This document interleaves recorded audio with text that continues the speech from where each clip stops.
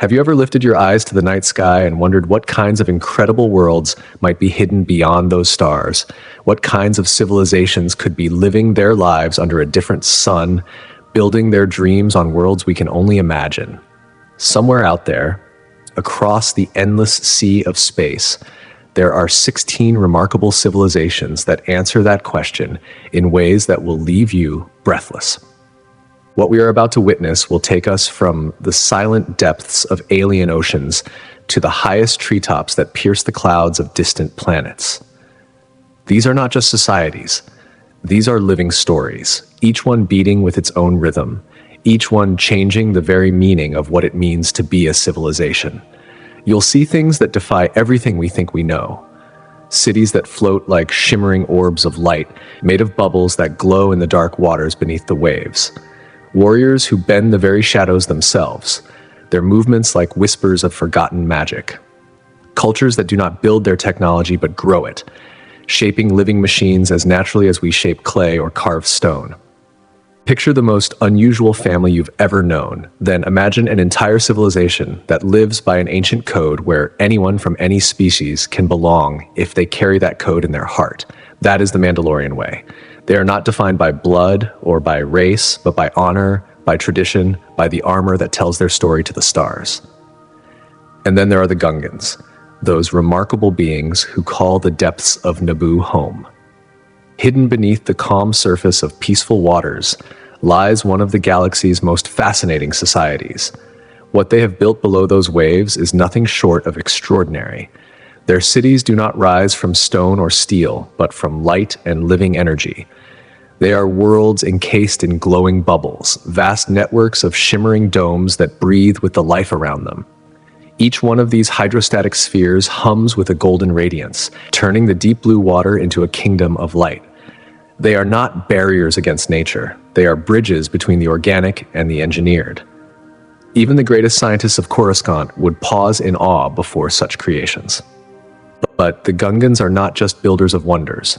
They are thinkers, inventors, and guardians of a balance few others understand. Their technology is alive. They do not forge their tools in fire or assemble them with circuits and metal. They nurture them, shaping them through a deep connection with the natural world.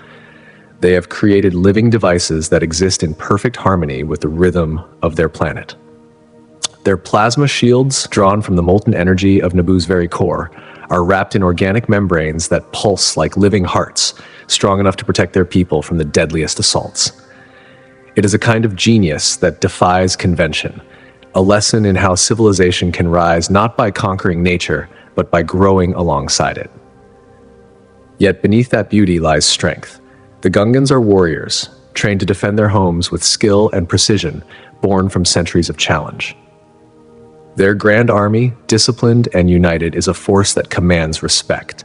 When they charge into battle, mounted on their mighty Kadu steeds, energy shields flaring with brilliant light and electropoles humming with power, they move like waves crashing against the shore, unstoppable, alive, and full of purpose. Their expertise in underwater combat gives them an edge no enemy can predict. But even on the surface, beneath an open sky, their tactics adapt, their unity never breaking. Their story is also one of misunderstanding and redemption. For generations, the Gungans and the human people of Naboo lived divided, separated not by oceans, but by prejudice and pride. The humans saw the Gungans as primitive, as creatures of the swamps. The Gungans looked upon the surface dwellers as arrogant outsiders, blind to the deeper truths of their shared world. It took a crisis, a planetary invasion, the threat of the Trade Federation, to bridge that gap. In the heat of danger, they discovered that together they were far stronger than apart. That alliance changed both peoples forever, showing that unity born of respect could achieve what isolation never could. Gungan leadership reflects their culture's balance between tradition and adaptability. Their ruler, the boss, carries both inherited authority and earned influence. Decisions are made not through domination, but through consensus, through a respect for history and a vision for survival. Even the way their cities are built reveals who they are. Some of their hydrostatic domes stand connected, forming a single living organism of glass and light. Others float alone, so self-contained but never isolated, glowing softly in the deep like stars in an underwater sky. In a galaxy filled with mechanical giants and towering machines, the Gungans stand as a reminder that progress does not always mean abandoning the natural world. Their inventions, their plasma technology, their living architecture all speak of a path that values coexistence over control. They are proof that civilization can advance without losing its soul. Beneath the calm surface of Naboo, they continue to thrive, evolve, and grow, guided by harmony rather than conquest. They show us that there is more than one way to be advanced, more than one vision of greatness.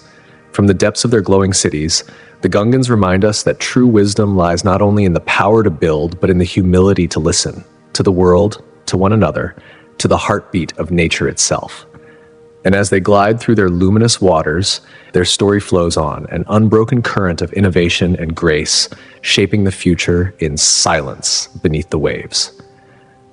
Now our journey turns from the hidden cities beneath the sea to the echo of war drums carried across the stars, to a people bound not by blood, but by creed. They are the Mandalorians. The story of the Mandalorians is not like any civilization you've ever heard about. Forget what you know about how societies are built or how people are bound together, because the Mandalorians do not follow those rules. They live by something else entirely. They are not joined by blood. They are not tied to one single species.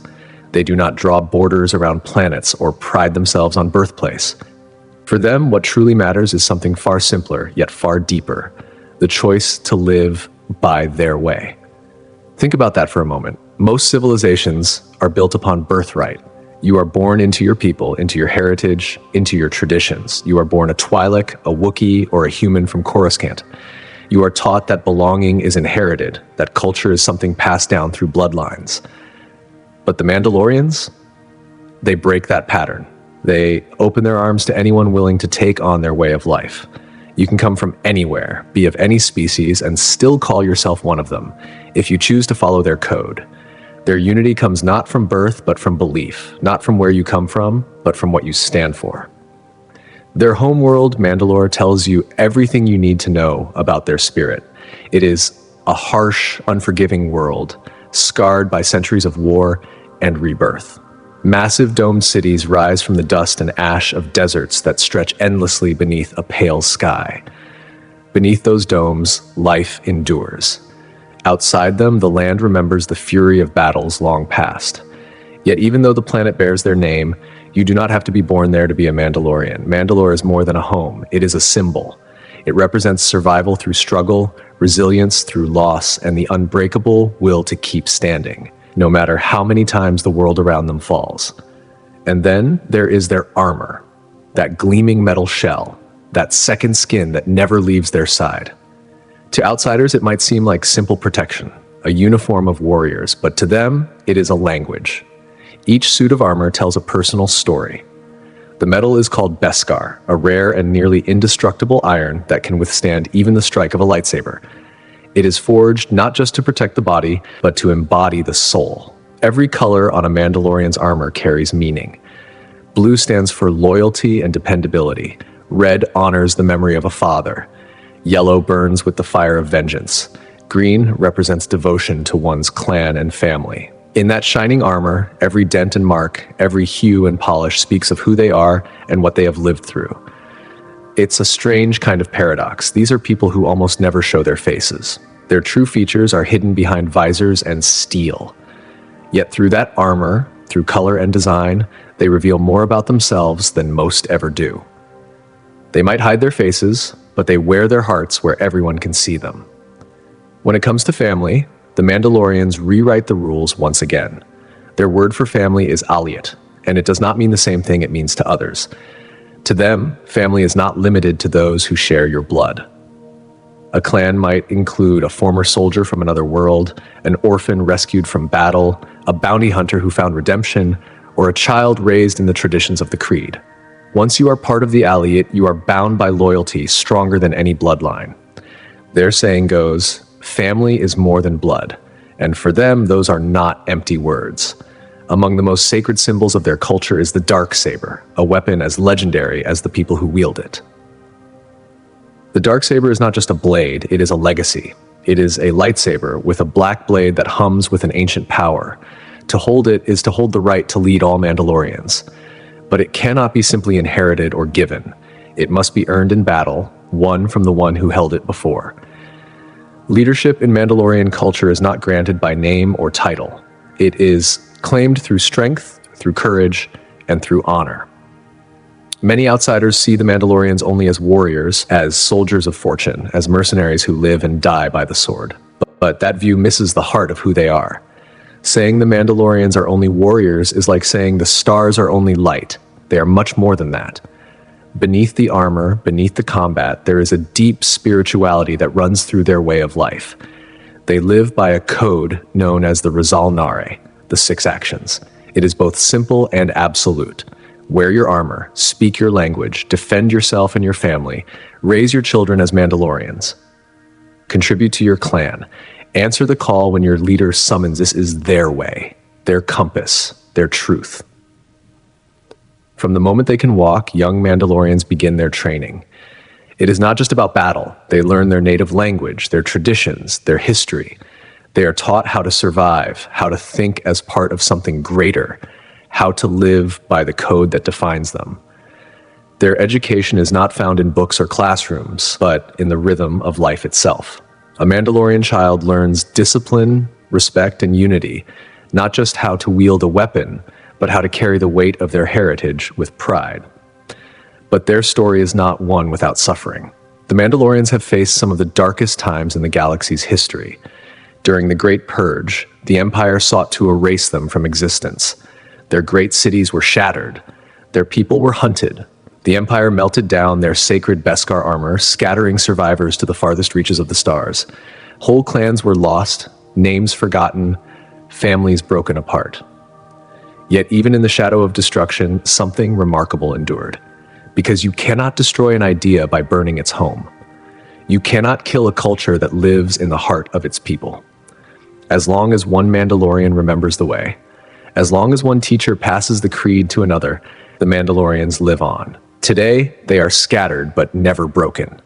You might find a Mandalorian working as a bounty hunter in the Outer Rim, or serving as a protector in a small colony, or wandering alone across forgotten worlds. Some still refuse to remove their helmets before others, keeping the old ways alive in secret. Others choose to adapt, to live more freely, to balance ancient tradition with the changing times.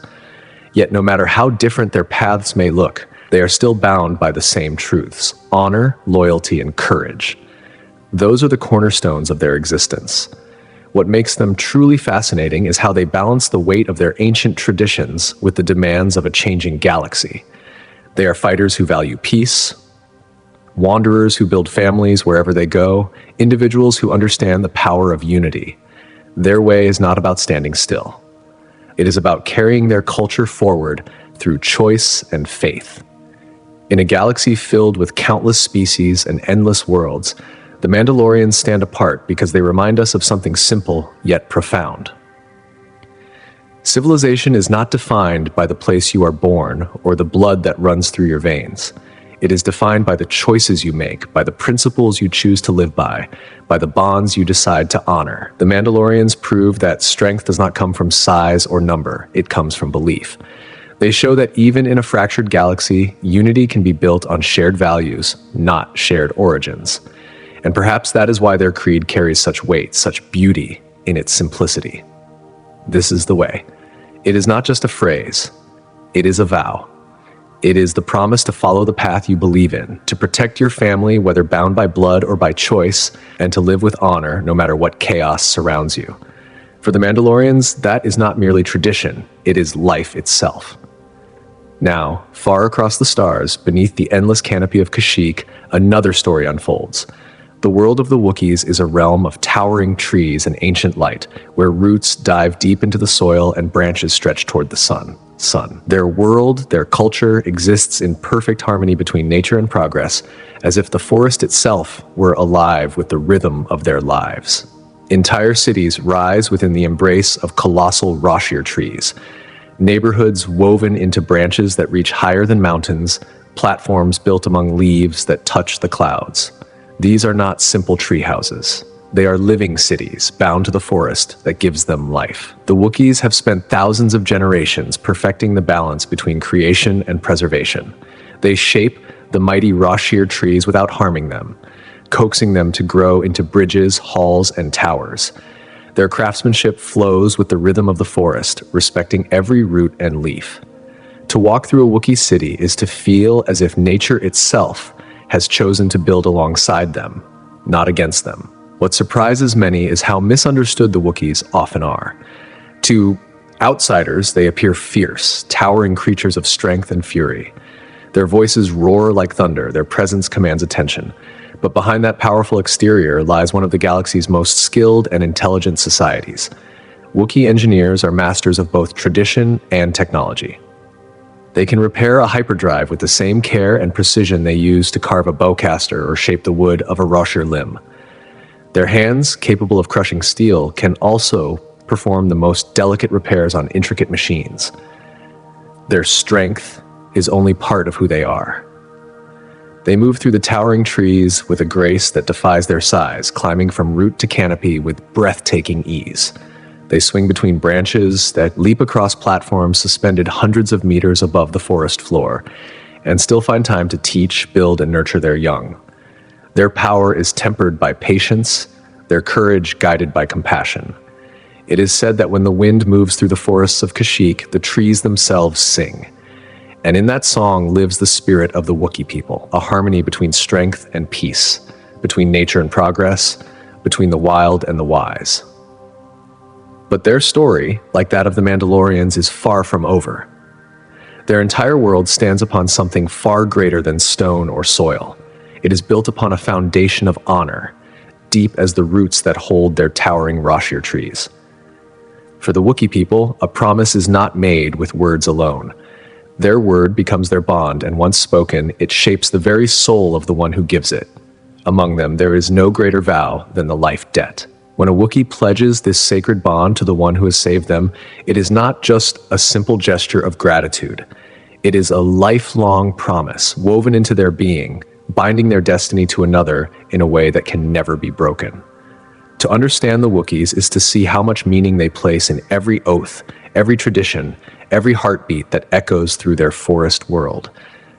Their culture is vast and layered, as complex as the canopy that shelters their great cities. High above the ground, suspended between enormous branches that reach toward the sky, their homes and marketplaces spread across the trees in perfect harmony with nature. Each level of their forest serves a purpose, from the bustling mid-levels where families live and gather, to the upper platforms that catch the sunlight filtering through the endless green. But far below, where the shadows deepen and danger waits in silence, there are parts of Kashyyyk few dare to walk. The lower levels, thick with strange creatures and ancient threats, remain largely untouched. Even the bravest of Wookiees rarely venture there, for they know that some places belong only to the forest itself. This respect for their world defines them. They have learned to live in balance, never taking more than the trees can give. Their entire civilization has grown upward, creating a vertical society that thrives in layers, each one alive with its own rhythm and purpose. Within these towering forests, the Wookiees have built a way of life that blends the ancient with the modern in ways that few outsiders ever truly comprehend. Technology, to them, is not something that replaces tradition. It is a tool that deepens it. They are not merely users of machines made by others. They are creators, innovators, builders who shape the materials of their world with unmatched skill. Their computer systems are advanced, capable of tasks that even the core worlds admire. Their engineering talents are sought across the galaxy, respected and relied upon. Yet despite all of this brilliance, they never let progress erase their heritage. They build with reverence for their ancestors, crafting technology that feels alive, that breathes in rhythm with the forest. To the Wookiees, true wisdom lies in harmony. To embrace innovation without losing one's roots, that is their way. Their bond with the Galactic Republic tells us even more about who they are. The Wookiees are not loyal because they must be. They are loyal because they choose to be. Their friendships are forged in trust, not necessity. When the Clone Wars tore through the galaxy, Kashyyyk became a battleground, not by choice, but by fate. And when that day came, the Wookiees stood beside their allies with courage that legends are made of. Their Rashir cities, once tranquil sanctuaries among the branches, transformed into fortresses that guarded both their people and their world. They fought with the same spirit that guides every part of their lives, unyielding, fierce, and bound by honor. Their understanding of nature goes far beyond what most civilizations ever achieve. It is not just about preservation, it is about partnership. They know the forest as one might know a loved one's face. They understand which levels of the canopy provide the safest ground for construction and where the best game can be found for hunting. Their knowledge of the natural world has been passed from elder to child for countless generations, blending ancient wisdom with the insight of observation and study. They see no divide between what is natural and what is learned. To them, science is simply another way of honoring the forest's truths. Among the many symbols of their ingenuity stands one of their proudest creations, the bowcaster. Working in close friendship with the Gungan species, they developed this powerful weapon, a masterpiece of both tradition and technology. It is not a simple crossbow. It is an energy weapon of remarkable precision and strength, forged from the materials of their homeland and crafted by hands that understand both wood and metal as if they were part of the same living thing. The bowcaster reflects everything the Wookiees stand for: the fusion of old and new, the unity of strength and wisdom, the balance between the wild and the refined. When the Galactic Empire came bringing chains and cruelty, they thought they could break the Wookiees. They saw a people strong in body and believed that strength alone defined them. But they were wrong. The Empire learned quickly that the heart of Kashyyyk is not something that can be conquered. The Wookiees' knowledge of their forests, their unmatched engineering, and their deep unity made them formidable beyond measure. Their towering homes became bastions of resistance, turning the very forest into a weapon that defied control. Every root, every branch, every platform of their tree cities seemed to stand in rebellion, alive with the spirit of freedom. What makes their civilization so extraordinary is not their technology, nor their strength, nor even their beauty. It is their balance. They are beings of immense power, yet guided by gentleness and empathy. They are masters of invention, yet loyal keepers of ancient ways. They live among the trees, high above the ground, and yet remain grounded in spirit. Their existence is a living testament to the truth that progress and nature need not be enemies. The Wookiees show us that civilization does not mean conquering the wild. It means learning to grow alongside it. And as the story of Kashyyyk fades into the quiet hum of its forests, the sound of another world begins to rise. Imagine standing on a planet where one side burns beneath eternal daylight while the other lies frozen beneath an endless starless night. It sounds impossible, a world that should not exist. Yet for the Twi'leks of Ryloth, this harsh and divided planet is home, and what they have built upon it is nothing short of astonishing. On Ryloth, survival is an art form. Their settlements spread across the narrow band where day meets night, the only region where life can thrive. Here, they have mastered the balance between fire and frost. Their cities stand against extremes that would crush most other species, built with care and purpose. But the Twi'leks have not confined themselves to the surface. Beneath their cities lies an entire world of tunnels and caverns, carved with precision and vision. These are not mere shelters dug in desperation. They are complex sanctuaries, woven into the very fabric of their civilization. In times of danger, they serve as fortresses, providing refuge from the planet's most violent storms or from threats that come from beyond the stars. Each chamber, each tunnel, each hidden door speaks of a people who have learned to make the unforgiving terrain their greatest ally. The relationship between their surface cities and underground strongholds is a work of genius. It is a system built from necessity, but refined through generations of ingenuity. Above ground, graceful towers rise from the rocky plains, their colors shifting with the light. Below, an intricate web of passageways stretches for miles, connecting communities in ways unseen from above.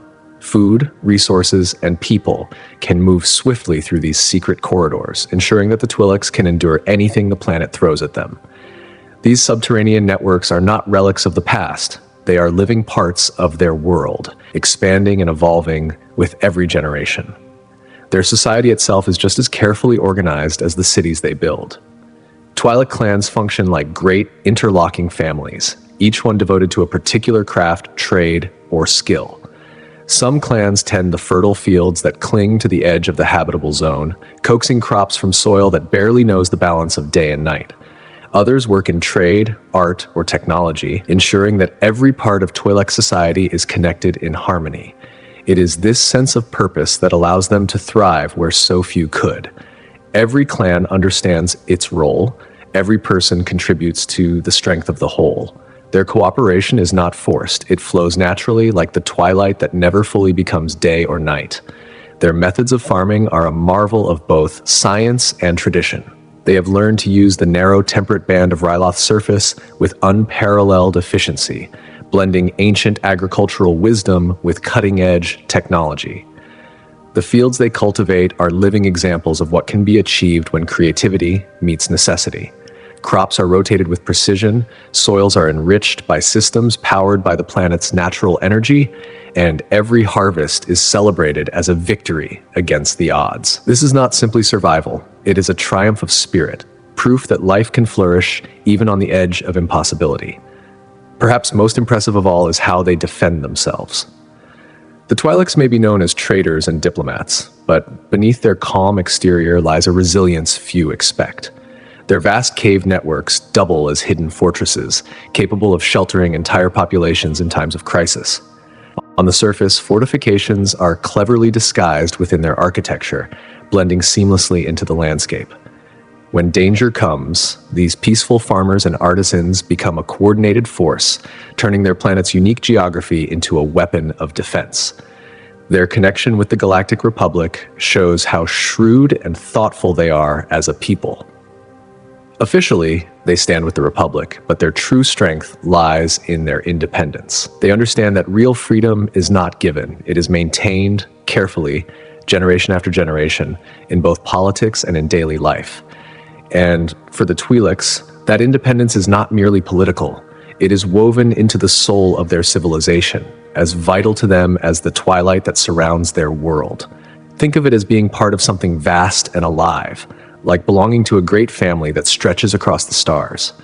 You show up when you are needed, lend a hand when the moment calls for it, but no one dares to tell you how to live your own life. That is the spirit that defines the Twi'lek people.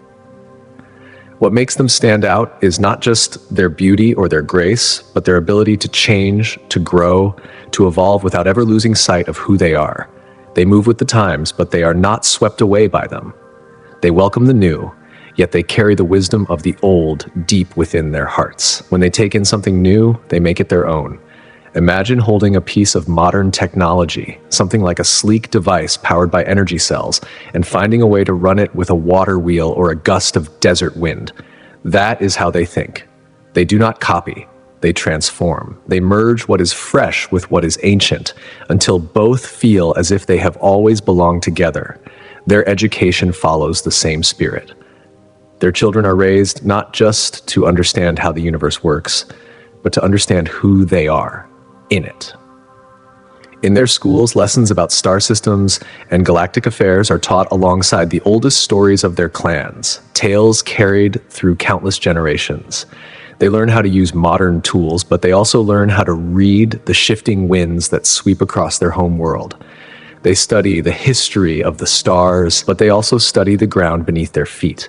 It is like earning a degree from a grand university while also being trained by the hands of masters who shape their future with the same care they shape a blade or a piece of art. Their cities are a wonder to see. Imagine streets alive with sound and color, where traders call out from stalls stacked with treasures from every corner of the galaxy.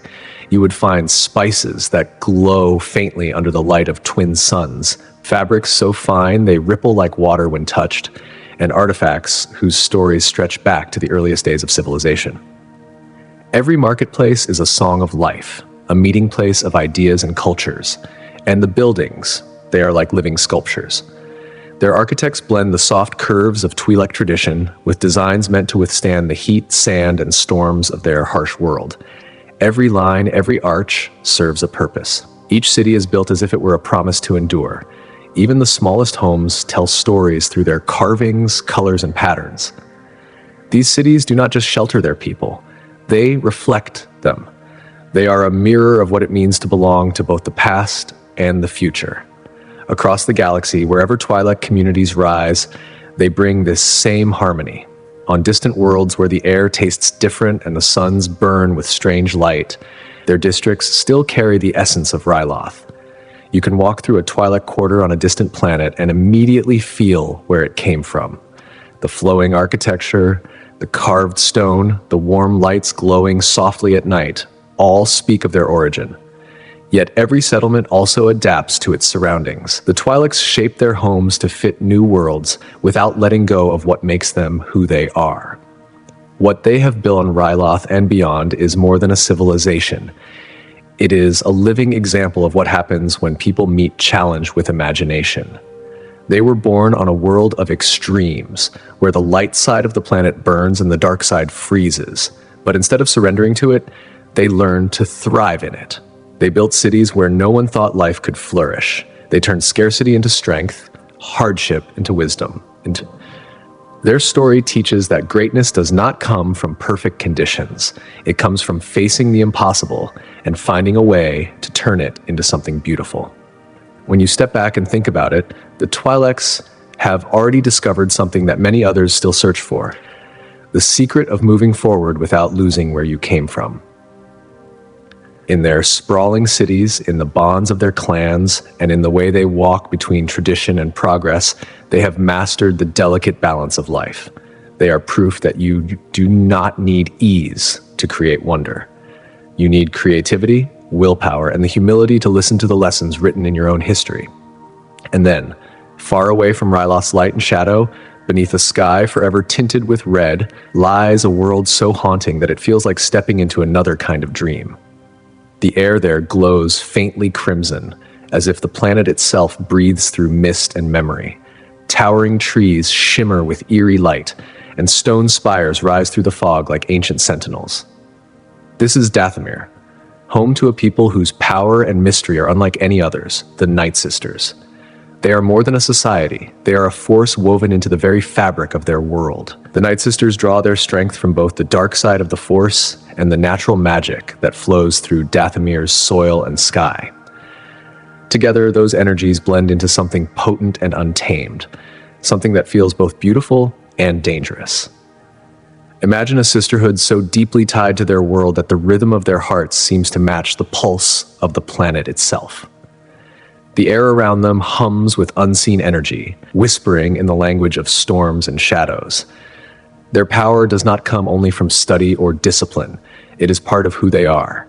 They channel it through rituals that are older than most civilizations. They call it magic, not the kind found in books or laboratories, but the kind born from a bond with nature and spirit. Their structure reflects this same unity.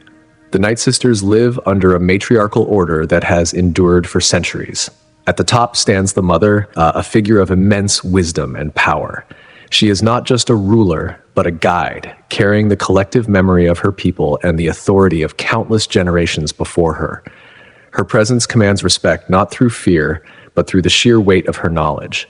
Every member of their community has a role, and every role holds meaning. Their young do not simply grow up. They are shaped, trained, and prepared from the moment they can walk. Their days are filled with lessons in combat, discipline, and the mysterious arts of their magic. It is a kind of schooling that pushes both body and mind to their limits. Imagine learning to fight with precision one moment, then meditating beside glowing pools of red mist the next, listening to the whispers of the Force as it moves through the planet's heart. Their villages stand as monuments to their past. Built into the cliffs and forests of Dathomir, they look as if they have grown from the land itself. Each structure is both fortress and temple, made of stone carved with symbols that carry ancient meaning. Every wall tells a story. Every mark holds a secret. To live among them is to live surrounded by history, to feel the presence of the ancestors in the very walls that shelter you. It is as if every home breathes with memory. What makes the Nightsisters extraordinary is their mastery of both the physical and the mystical. They are warriors and sorceresses, disciplined fighters, and dreamers of power. While empires rise and fall across the galaxy, they remain apart, untouched by the chaos of others. They owe allegiance to no one. Their loyalty belongs only to their sisterhood, to their world, and to the ancient forces they command. They are independence personified. They stand as proof that strength can be born from solitude, that unity does not always need conquest or empire. Each of them carries the fierce pride of their lineage and the calm certainty of those who have seen too much to be afraid of anything. They live by their own laws, guided by a code older than memory itself, a code that ties them to the heartbeat of Dathomir and the endless twilight that covers it. Their story, like the endless mist that curls around their forests, continues deeper into mystery. Their power is not shouted from the mountaintops or etched in stone, but it moves through the shadows like a current of living energy. The mastery these women hold over the dark side takes form in ways that even the most feared Sith Lords would pause to watch. The Nightsisters do not merely command the Force, they weave it into the fabric of their existence, combining the raw strength of ancient dark power with rituals that are as mysterious as they are beautiful. Their craft is both sacred and dangerous, a living bond between spirit, will, and the shadowed energies that course through the heart of Dathomir. Their magic is not a simple act. It is a ceremony of life and death, a meditation that pushes the limits of the mind and the flesh. In the light of their crimson fires, chants echo across stone and mist, each syllable a key that opens another layer of the dark side. They perform rites passed down through unbroken chains of sisters, each one adding her breath to the old words that have never been written but never forgotten. There are no libraries filled with books among them, no digital archives humming with data. Instead, the Nightsisters carry their history inside themselves. Each sister is both the keeper and the living page of their lore, preserving the legacy not through ink but through memory, through song, through act, through every whispered spell that dances across the air. Knowledge is given, not stored. It is shared by touch, by voice, by presence. A younger sister learns not from studying symbols, but by standing beside her elder, watching as her hands move through the air, tracing invisible shapes of power. Each gesture, each tone, each breath is a lesson, and the teaching itself becomes a sacred ceremony. Their traditions stretch back farther than most civilizations remember, older than the wars that tore galaxies apart, older even than the stories of the Jedi and the Sith.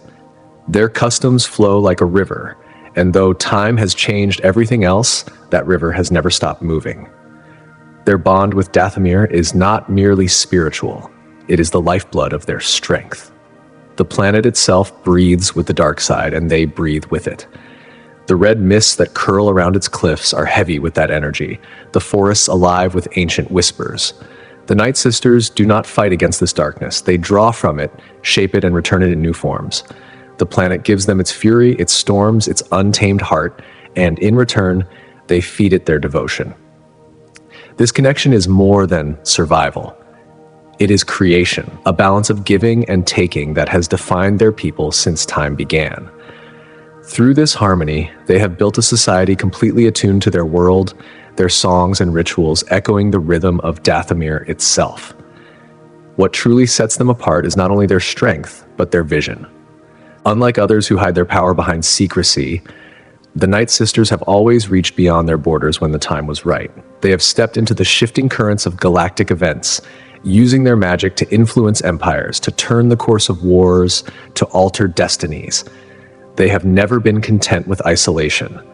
For them, to exist is to act, to shape, to leave a mark on the ever-changing story of the stars. Through cunning and sheer will, they became a silent force that even the greatest powers of the galaxy learned to respect or fear. Their festivals are sights few beings will ever forget. On those nights, when the moons rise over the crimson plains, the sisters gather in vast circles. Fires blaze, their light painting the stone with shades of red and gold. Chants roll through the air, low and resonant, blending with the hiss of the wind. Their bodies move as one, graceful yet fierce, as if the whole planet is breathing through them. The power they call upon in those moments is not illusion. It is the very essence of their bond with the dark side, a living demonstration of mastery. To watch them is to witness control and chaos held in perfect balance, art and danger bound together by unbreakable will. Few sights in the entire galaxy can compare. Their story at its heart is a reminder of something ancient and universal. It tells us that strength does not come from denying who we are, but from embracing every part of our nature. In the depths of their crimson forests and among their stone halls, the Nightsisters built something far different from the cold orders that rule the galaxy. They are not bound by the same laws or driven by the same ambitions. Their existence is proof that power can grow from devotion, that culture can rise even from darkness, and that understanding the shadow is sometimes the only way to truly know the light. They live by their own design, following a rhythm older than the Republic and the Empire alike. When we look at them, we see more than a coven of witches. We see a civilization built upon unity and fierce independence, a people who shape their destiny through unshakable belief in their path. They have faced betrayal, war, extinction itself, yet they endure because their faith is carved into the bones of their world. They are the song of Dathomir, the keepers of its wild heart, a reflection of power that does not fade even when the galaxy forgets their name. And far beyond their scarlet skies, on a world of dust and storms, another civilization was shaping the galaxy in its own way. Beneath the harsh light of Geonosis, the air hums with the sound of endless industry. The surface may look barren from space, but below those orange clouds lies a world alive with purpose. The Geonosians, insect-like and tireless, have built their hives not from ambition, but from instinct. Every spire that rises from the dunes is both home and machine, a living testament to precision. From a distance, they might appear as natural rock formations, but step closer and you see the truth. Every curve, every line, every hollow chamber has meaning. Nothing is wasted, nothing is random. Their world is a masterpiece of design, hidden beneath layers of dust. Inside these spires, the heat is constant but never unbearable. The walls, shaped by countless generations of builders, maintain perfect balance with the planet's brutal environment.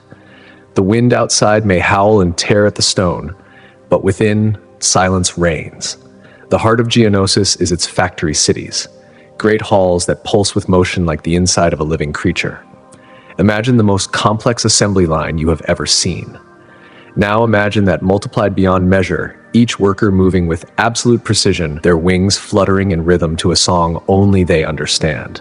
There are no wasted gestures, no confusion. Each movement fits perfectly into the whole. Watching them work is like watching thought itself take physical form. For the Geonosians, creation is not labor. It is instinct. It flows through them as naturally as breathing.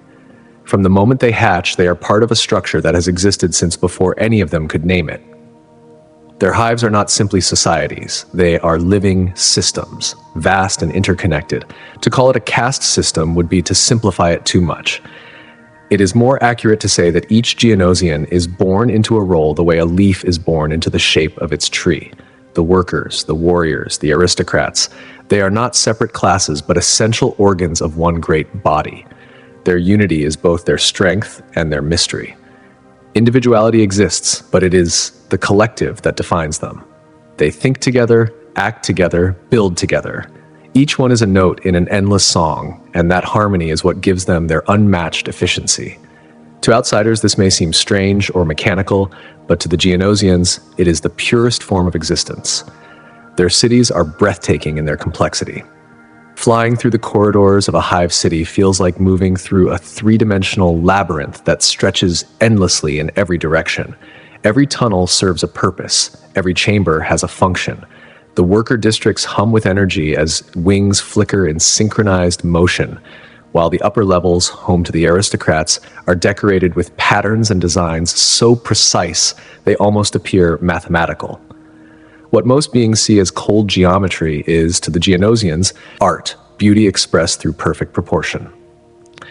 Their hierarchy tells a story of evolution shaped by necessity. Warriors are tall and lean, built for speed and battle.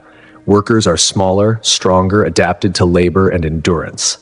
The aristocrats, with their elongated limbs and intricate crests, serve as leaders and architects, guiding the hive with a combination of reason and inherited wisdom.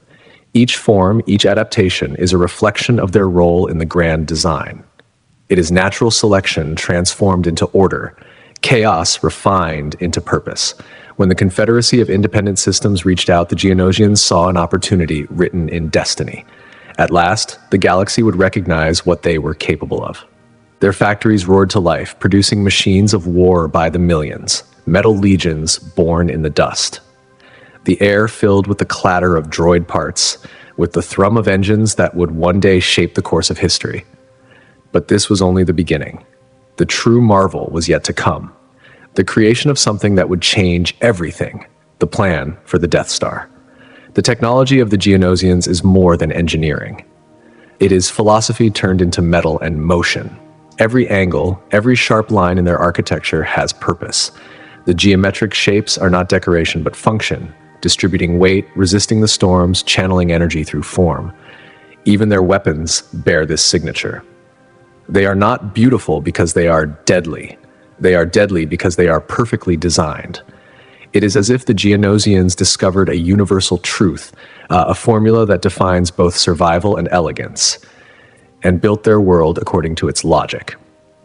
Their story continues deeper into the tunnels, beyond the reach of sunlight, where the real heart of Geonosis beats in time with the machines it created.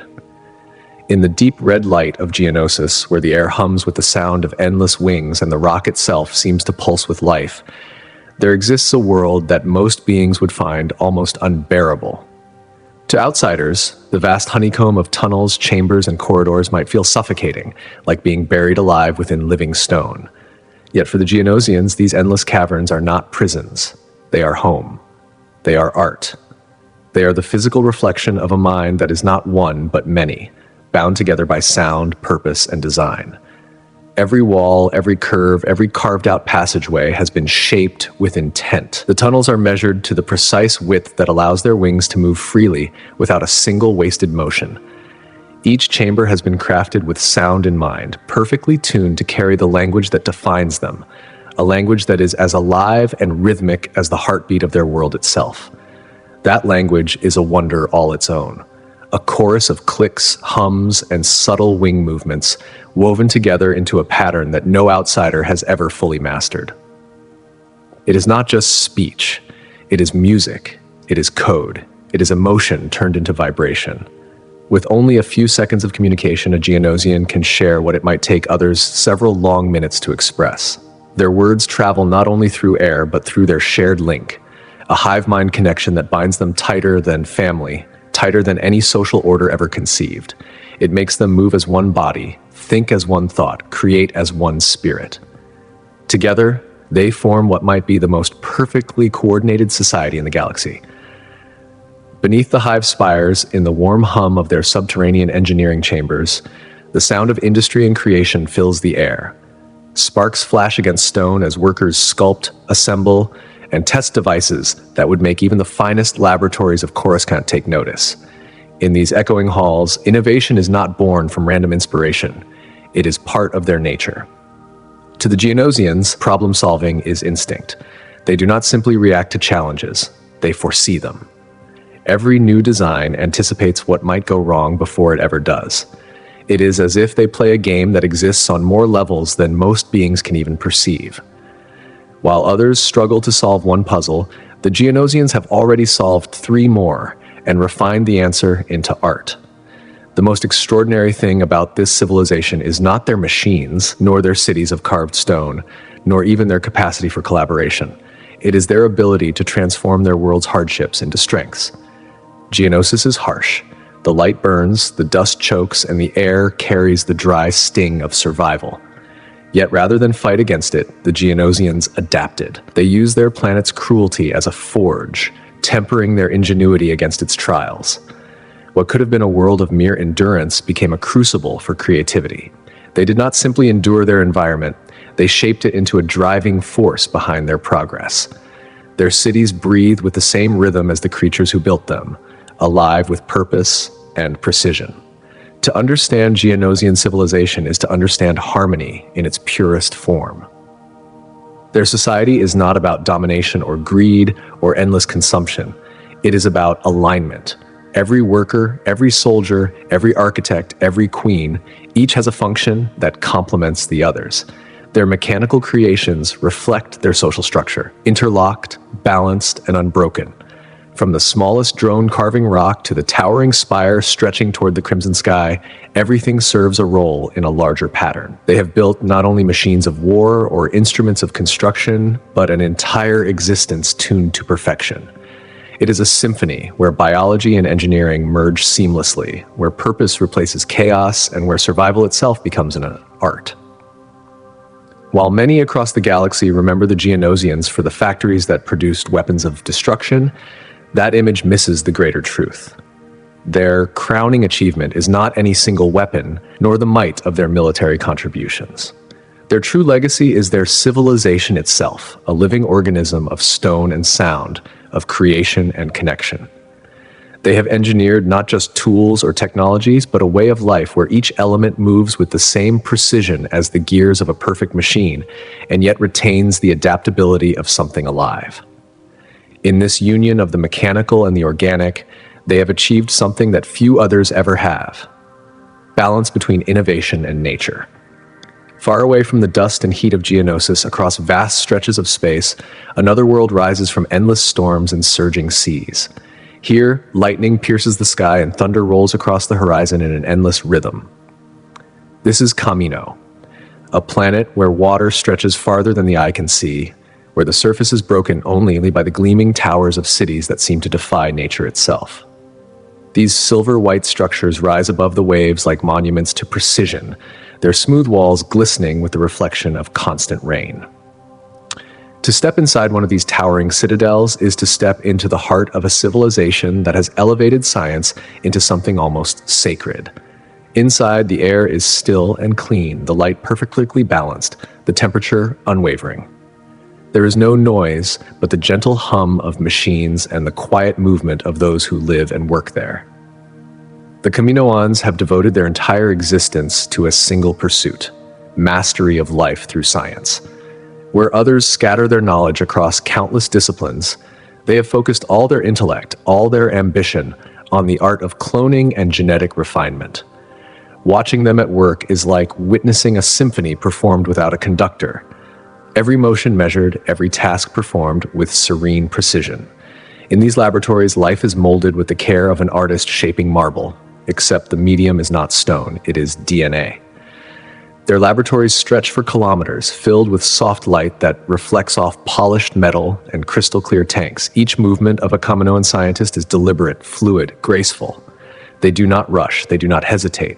Their work is rhythm, order, and control.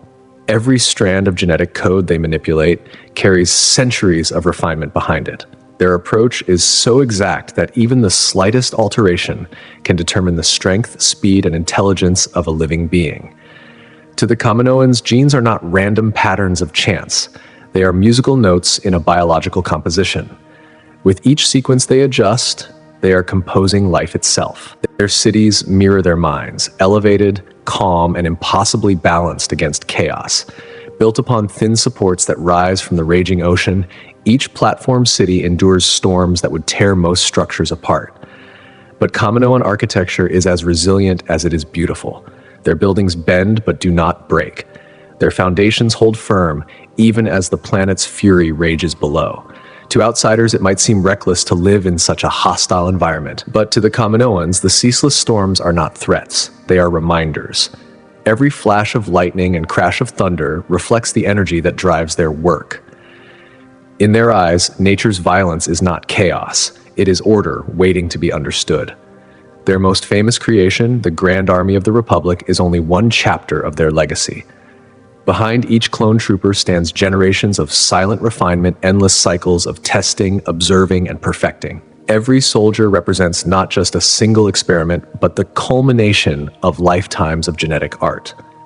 For the Kaminoans, creating life on command is not just science, it is their identity. They see in each new creation a reflection of their own disciplined nature, their own belief that perfection can be engineered through control, patience, and precision.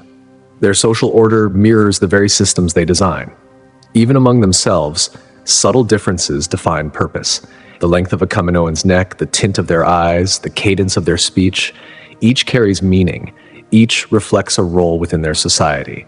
They have applied their understanding of genetics to their entire existence, shaping not just bodies but hierarchies, habits, and even emotions. Education begins early, and it is more than instruction. It is cultivation. Each young Kaminoan is guided through programs that do not merely teach facts, but shape the way they think, the way they see the world, the way they fit within their collective design. To visit Kamino is to enter a world of discipline and purpose. The storms outside protect them as much as they isolate them. Few outsiders ever reach their cities, and those who do find themselves in a place where every action, every word, every system is measured and optimized. Their art reflects the same order that defines their science. Patterns flow like double helixes, and architecture carries the symmetry of molecular design. Nothing is left to chance, and yet the result feels almost effortless, as if the entire civilization breathes in time with its own creations. Their technology embodies their philosophy. Tools are shaped not merely for efficiency, but for elegance. Every surface serves a purpose. Every curve contributes to function. There are no wasted lines, no unnecessary details. It is design stripped down to its essence, the visual language of perfection. Even their communication follows this principle. To an outsider, their speech might sound detached or overly formal, but beneath that calm exterior lies precision. Each phrase carries layers of meaning, shaped by a culture that values clarity above all else. It is not emotionless, it is refined, crafted with the same discipline that defines their science. The relationship between Kaminoans and their creations speaks volumes about who they are. To them, cloning is both a craft and a business, a science and an art. Each batch of clones is evaluated not only for physical ability, but for efficiency, reliability, and the integrity of design. They view every success not as a product of luck, but as the inevitable result of perfect calculation. Their vast data archives are monuments to this belief. Endless networks of information stored with such precision that nothing is ever truly lost. The Kaminoans have built a library of existence itself, a record of possibilities that extends far beyond what even they may yet comprehend.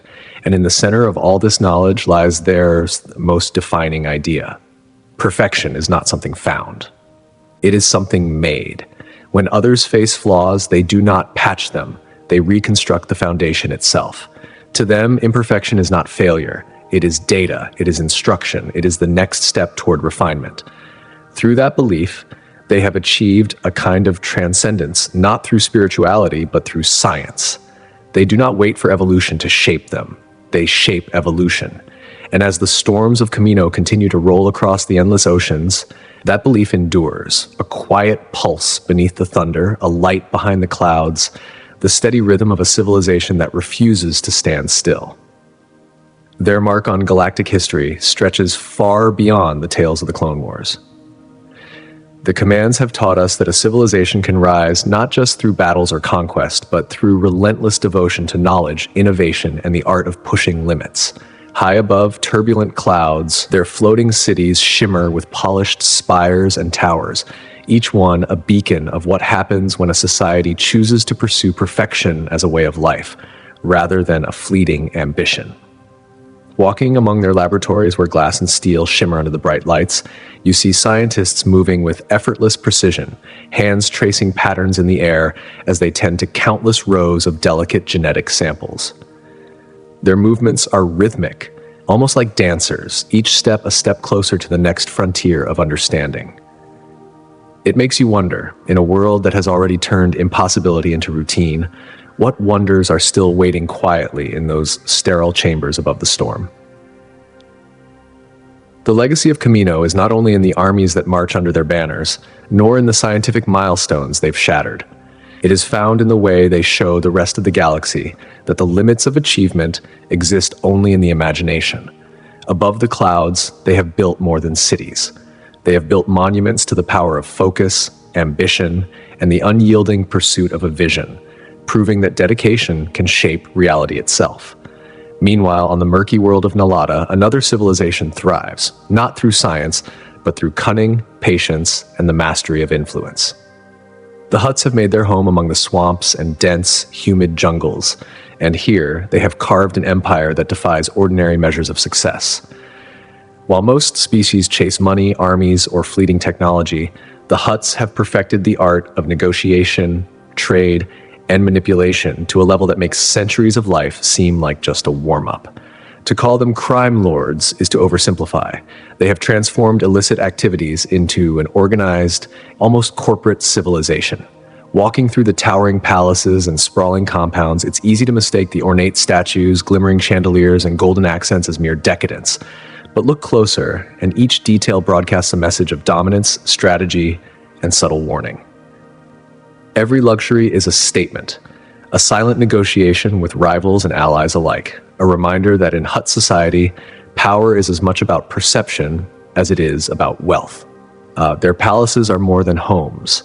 They are nerve centers of a vast network where influence is currency and information flows like a river through their halls.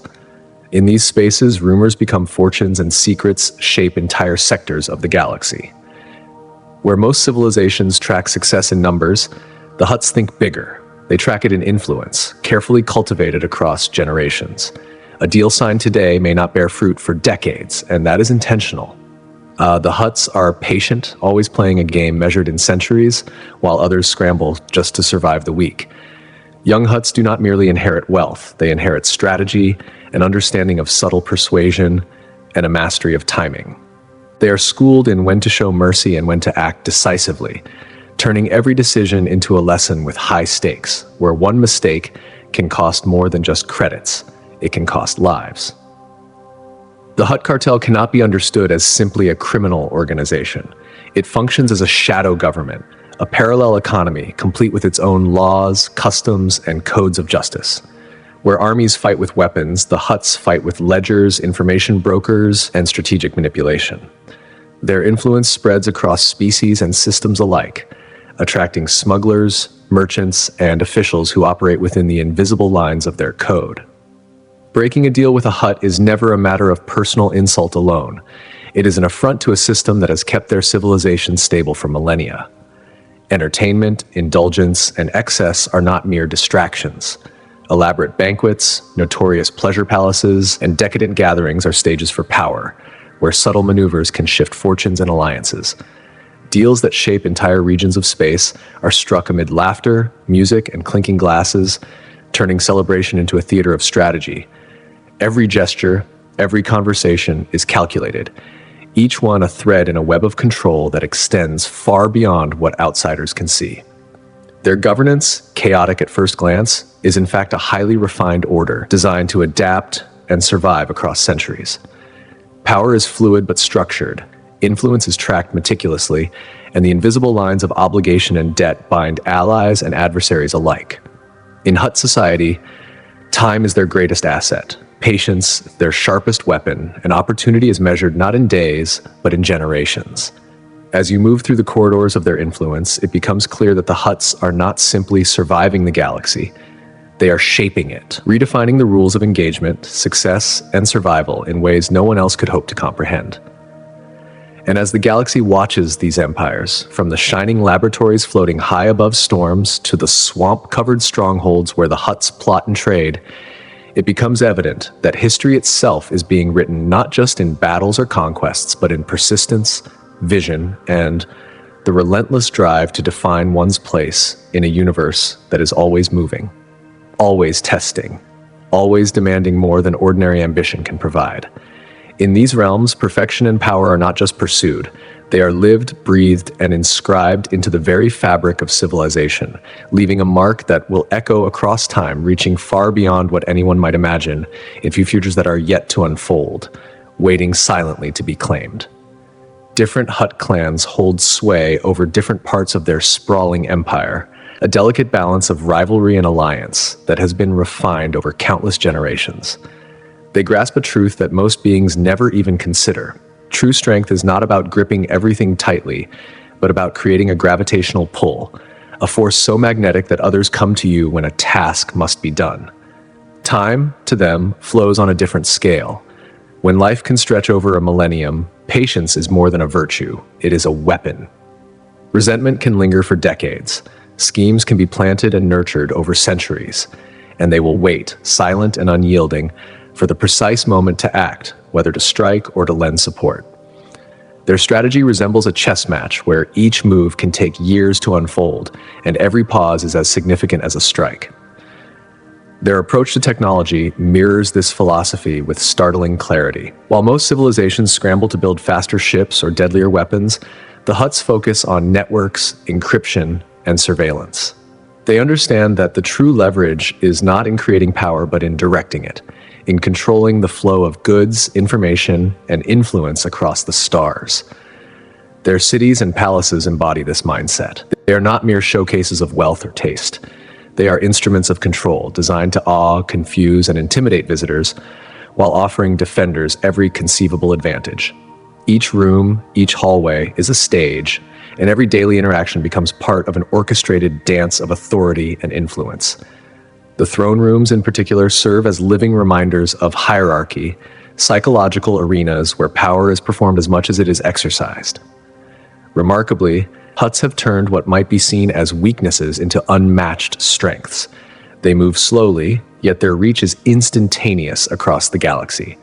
They may appear vulnerable, but an attack on a Hutt is an invitation to face relentless hunters spanning 12 systems and economic sanctions that ripple through 20 more. Their influence is not born from grand inventions or sweeping military campaigns. Instead, they have woven a parallel economy, a shadow network operating alongside legitimate trade, fulfilling needs that formal channels cannot or will not address. Control, to them, is not about conquest, but about necessity. They have ensured that the machinery of the galaxy depends on them, understanding every desire, every demand, and being the ones who can supply it, always for a price. Their palaces, their halls, their transactions are structured to guarantee that even when others think they are winning, the house always emerges triumphant. In a galaxy rushing toward instant gains, the Hutts have mastered something far rarer, the art of waiting. They know that real power is measured not in what you seize today, but in what you can command over centuries. Meanwhile, in the shadows of endless deserts, the Jawas weave a different kind of marvel. Those glowing eyes behind ragged hoods hide minds as intricate as any city's grid, minds that see in the ordinary chaos extraordinary opportunity. While outsiders dismiss them as mere scavengers, the Jawas have built a civilization where waste becomes wonder, discarded scraps transformed into complex machines, new devices, and sometimes entire livelihoods. Their sand crawlers, far more than moving vehicles, are colossal, towering structures of ingenuity.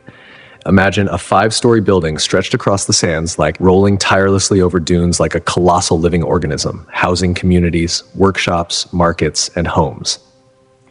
Each sandcrawler pulses with life, its corridors a labyrinth of invention where every surface, every tool serves multiple purposes, maximizing efficiency in ways that would bewilder even the most skilled engineers. Within these massive machines, broken droids are not junk, they are raw material. Stories of past errors waiting to be reborn as something useful. A single defective moisture vaporator can yield parts for 3 different devices, reassembled, reshaped, and repurposed with care and precision. Yet buyers beware, while their repairs can be brilliant, they can also be fleeting, temporary solutions masking the relentless march of time and necessity. Their understanding of technology is profound. While most see piles of discarded parts, a Jawa sees limitless potential. From 50 paces away, they can spot components with uncanny accuracy, extracting each without damaging surrounding systems. It is as if they possess a sixth sense for machinery, an intuitive comprehension not only of what is, but of what could be. Even their language embodies this ingenuity. Those rapid bursts of chittering, often mistaken for meaningless noise, are in fact sophisticated exchanges conveying technical specifications, trading terms, and detailed blueprints at a speed unmatched by conventional speech.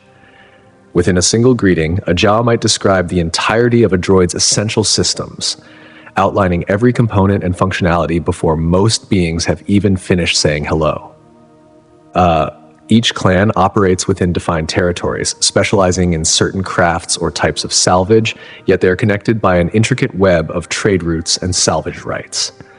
This network is a living map, fluid and adaptable, allowing them to anticipate where the most valuable debris will appear, to track the paths of sandstorms and trade convoys with uncanny precision, ensuring that the Jawas' reach stretches across the desert in ways that seem almost impossible.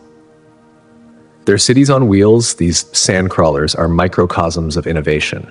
Inside, there are living quarters built to maximize minimal space, workshops that operate continuously, and marketplaces that hum with trade and negotiation.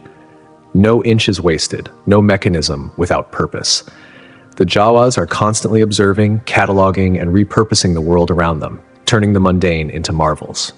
Even the simplest encounter, a barter over a worn-out droid or a salvaged engine part, is executed with precision, negotiation, and insight that reveal a profound understanding of both people and technology.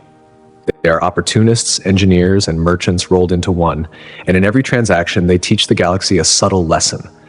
Value is not in what is new, but in what can be transformed, repurposed, and perfected. In this desert civilization, survival demands ingenuity, patience, and vision. Each movement of a sandcrawler across the shifting dunes is calculated, each salvage expedition meticulously planned. They track the patterns of storms, anticipate the migration of travelers, and monitor the decline of abandoned machines to claim treasures unseen by others. Even the smallest Jawa can spot potential in debris that would be dismissed as worthless, seeing not trash but a canvas for innovation. Their lives are lived in layers of strategy and adaptation, a constant rhythm of repair, barter, and migration that has endured for centuries. Communities thrive within these mobile fortresses, yet their architecture evolving as rapidly as the technology they harvest, reflecting a seamless blend of tradition and ingenuity. What is extraordinary is how every aspect of their civilization reinforces the others. The Jawas' sandcrawlers are workshops, homes, and marketplaces at once, and within them, knowledge flows as freely as the goods. Their language, their meticulous tracking of salvage, their understanding of mechanics, and their ability to foresee opportunities all converge into a single coherent system. It is a world where every broken machine tells a story, every transaction carries potential, and every journey across the desert is a step in a much larger design. They survive not through brute force, but through mastery of observation, adaptation, and relentless creativity, turning the harshness of their environment into a stage for their extraordinary talents.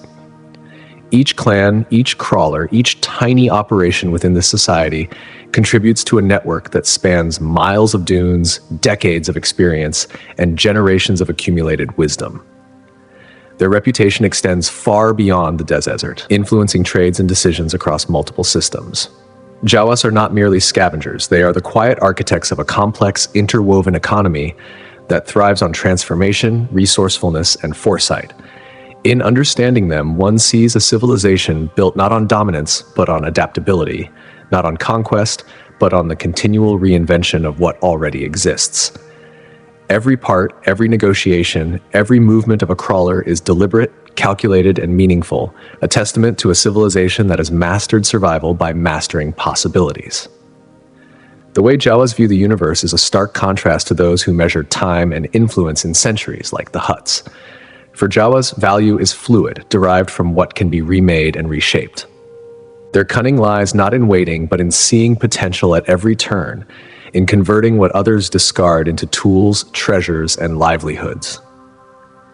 They have constructed a world in which the mundane becomes extraordinary, where ingenuity is currency, and where communities thrive not by hoarding power, but by wielding knowledge, skill, and foresight. Sand, sun, and salvaged metal are their instruments, and across the endless dunes, their symphony of movement, trade, and invention plays ceaselessly. Even in the quietest moments, within the deepest corridors of a sandcrawler, there's a pulse of ingenuity. Gears turn, sparks fly, droids are disassembled and reconstructed, and deals are struck in the flurry of chittering voices. The Jawas' impact on the galaxy, though subtle and often unnoticed, is profound. Every broken droid they resurrect, every scrap they reforge, every transaction they conduct is a thread in a network of innovation and influence that stretches far beyond their desert homes.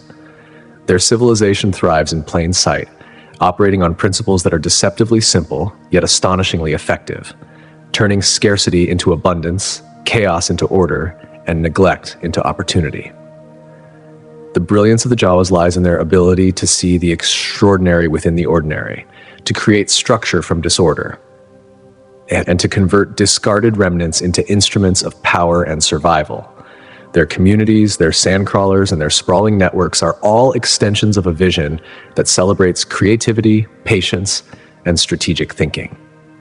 And though they might move across deserts that stretch endlessly under the blazing sun, their reach, their influence, and their insight travel even further, touching lives, shaping markets, and altering the balance of technology across the stars. The galaxy may not always notice, but the Jawas' cleverness and foresight make them indispensable players in its hidden mechanisms, orchestrating a complex ballet of transformation and trade with a precision that is astonishing. It feels as though they carry a living map inside their minds, a map that is never still, constantly shifting with the harsh and unyielding rhythms of the desert around them. Every step, every decision they make reflects an instinct owned over generations, a harmony between themselves and the relentless landscape they call home. Their hooded robes, flowing and worn, are not simply clothing. They are shields against the merciless sun, guards against the biting sand, and clever storage for the tools and devices that are the blood of their existence. Watching them move through the dunes, one realizes that nothing about their appearance is frivolous. Every fold, every pocket, every hidden compartment tells a story of survival, ingenuity, and adaptation. Their society is a finely tuned machine, deceptively simple at first glance, but astonishingly complex beneath the surface. Each sandcrawler is more than a vehicle. It is a self-contained hub of activity, a combination of a family workshop, a small town, and a traveling marketplace, all rolled into one. Scouts weave silently through the sands, eyes sharp for anything valuable, moving like shadows, noting every detail of the land. Mechanics labor with practiced hands, disassembling and reassembling the most intricate devices, coaxing new life from scraps that would be discarded by others. Traders negotiate deals with a precision that seems almost ritualistic, a rhythm that balances assertiveness with subtle strategy, revealing an understanding of commerce far beyond mere profit. In their world, the value of a trade is measured not just in what changes hands, but in the relationships and trust that are forged through the exchange. What seems like chaos to the untrained eye is actually an intricate dance of coordination, foresight, and shared purpose. Their ability to repurpose is nothing short of astonishing. Materials that others would consider broken, useless, or obsolete find new lives in the hands of these desert dwellers. A shattered hyperdrive motivator may be transformed into power for multiple moisture vaporators, while its outer casing is reforged into protective armor for their sandcrawler. Every item is a potential resource, every fragment a building block in a civilization where nothing is wasted. Their sustainability is not a set of rules or a philosophy. It is an instinctive art form, as natural to them as breathing. Their small size, often underestimated by outsiders, is turned into a powerful advantage.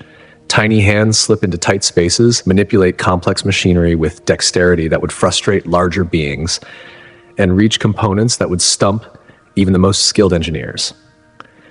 Paired with an intimate knowledge of the intricate mechanisms of their machines, it is no wonder these ancient sandcrawlers continue to traverse endless dunes, flawless and steadfast, generation after generation.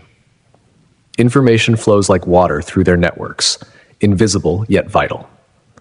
Across the desert, between clans and trading routes, news travels swiftly, carried not by technology, but by a system honed to perfection over countless cycles. Reports of dangerous terrain, rich salvage sites, and potential trade opportunities move through this web with an efficiency that defies the harshness of the environment. Their communication is subtle, precise, and astonishingly effective, a network entirely suited to the rhythm of their world. Innovation is embedded in every aspect of their lives. Tools are not merely repaired, they are improved, expanded, reimagined. A Jawa repair crew at work resembles an orchestra, each instrument cobbled from parts and yet capable of executing complex tasks with remarkable accuracy. Their solutions are clever, unexpected, and always evolving, a testament to a civilization built not on new creation but on the mastery of what already exists. Learning is hands-on, continuous, and communal. Young Jawas apprentice with different specialists, absorbing knowledge through doing, failing, and trying again. They are trained to recognize potential where others see only broken pieces, to understand that every object, every machine holds possibilities waiting to be unlocked. Technical challenges are part of daily life, and every day offers a new problem, a new puzzle to solve. Their sand crawlers themselves are masterpieces of adaptation, far more than mere vehicles.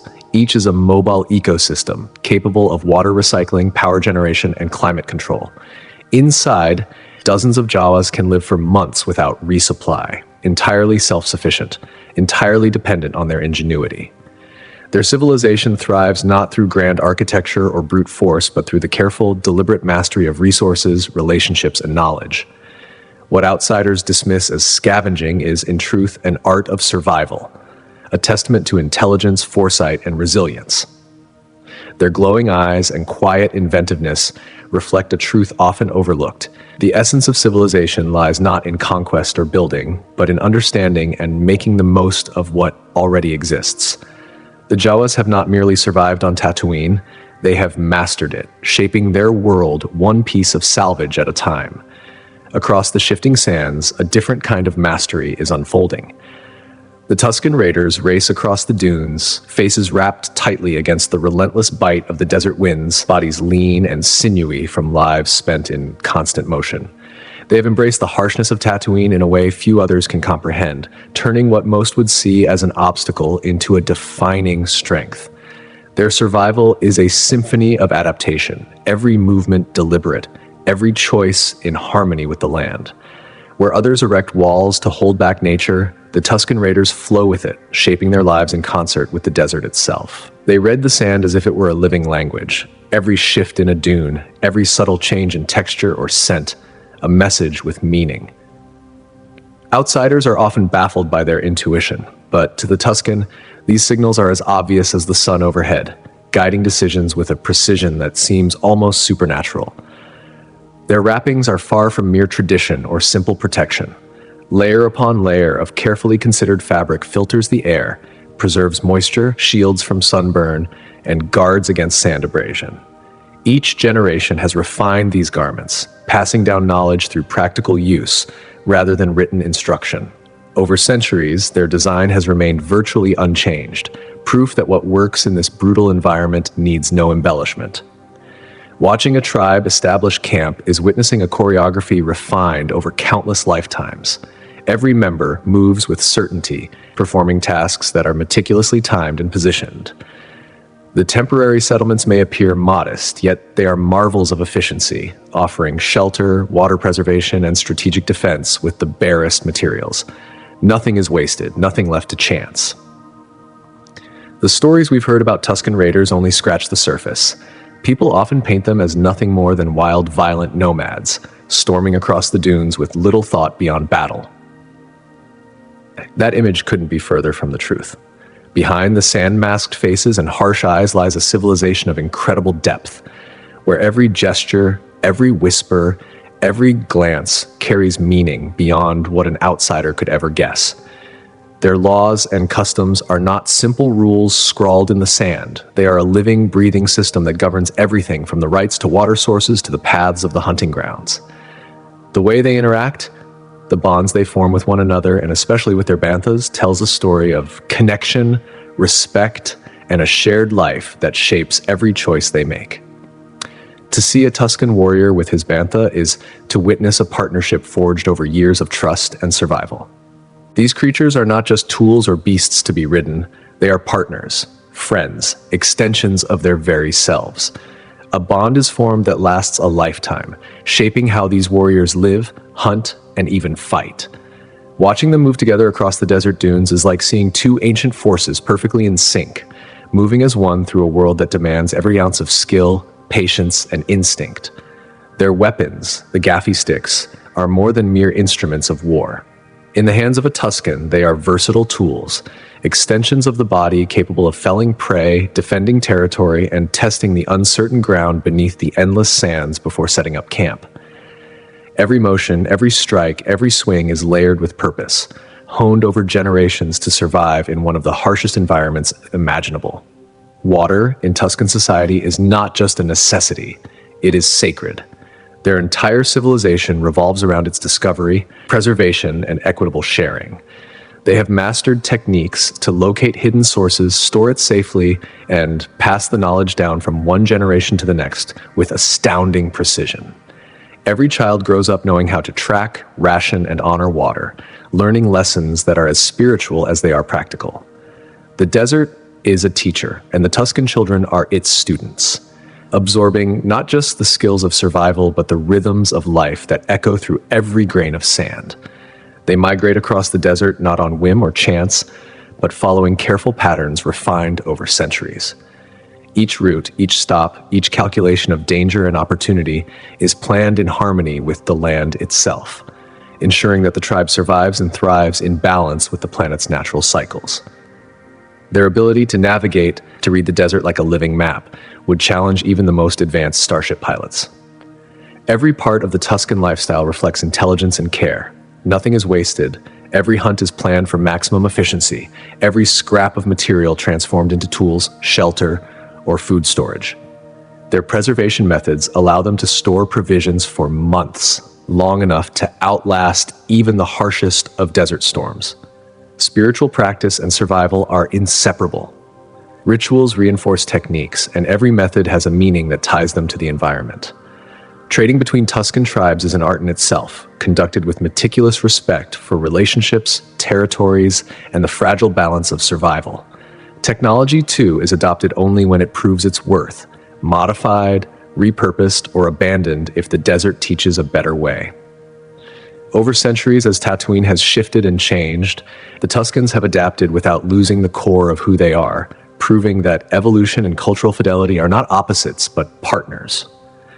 Within their temporary camps, evidence of sophisticated craftsmanship is everywhere.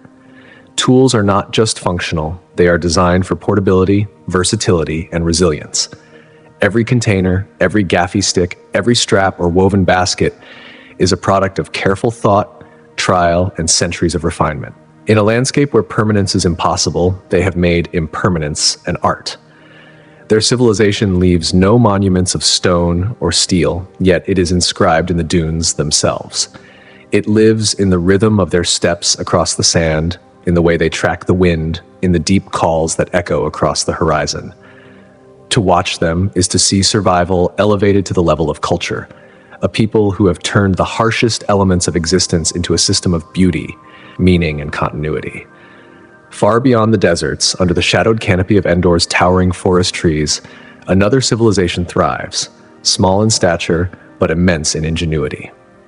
The Ewoks are often underestimated, dismissed as primitive beings barely 3 feet tall, yet they have created a society of remarkable sustainability and cunning. While the Empire engineered Death Stars capable of destroying planets, the Ewoks were quietly mastering their environment, learning to live in perfect rhythm with the forest around them. Their massive trees are more than shelter. They are the backbone of an entire culture that thrives without dominating the landscape, blending survival, artistry, and community in ways that many larger civilizations could never conceive. Each Ewok village is a masterpiece of adaptation. Woven from vines, shaped from wood, and suspended among the branches, their treetop homes are marvels of engineering, capable of weathering storms and resisting intruders without a single modern fastener. Bridges sway gracefully between platforms, pulley systems lift supplies and children alike, and each dwelling becomes part of the living tree itself, ensuring stability while leaving no mark on the forest floor. Observing an Ewok construct its home or weapon is to witness centuries of trial and error distilled into instinctive precision. Simple materials, combined with clever hands and sharp minds, yield tools, traps, and defenses that can overwhelm foes far larger and more heavily armed. Their hunting practices, too, are not just about feeding themselves. They are exercises in teamwork, strategy, and communication, where every spear and arrow is part of a coordinated plan executed with astonishing efficiency. Communication within the Ewok villages is an art. Drums, horns, and calls echo through the trees, linking communities across great distances. Their language, though simple to the outsider's ear, carries practical instructions, warnings, and news, allowing the villages to act with a cohesion that belies their small size. Children grow up immersed in this knowledge, reading patterns in the weather, the trees, and the forest creatures themselves, learning to predict the changes in their environment and respond with intelligence and grace.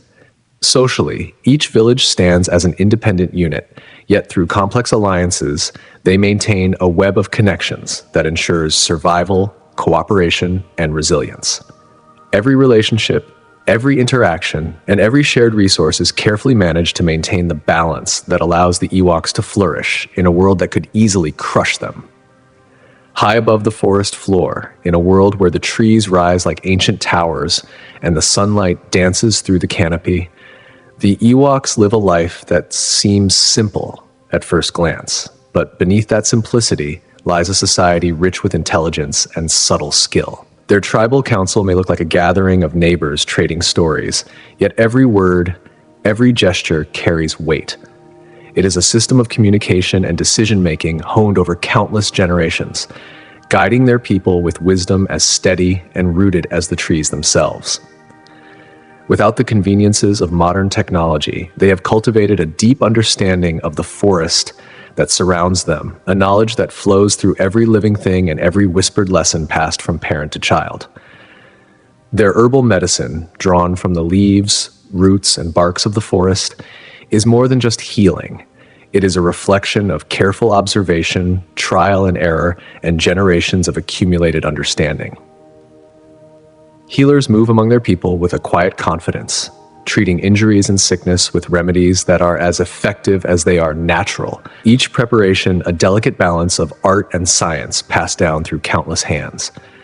Move through the branches of their villages, and the ingenuity of their construction becomes immediately clear. Ropes stretch across canopies, pulleys shift supplies, and platforms perch high above the ground, forming networks that allow entire hunting parties to move silently through the treetops. These are not mere bridges. They are arteries of their civilization, practical and precise, designed to carry the weight of warriors, food, and tools with remarkable efficiency.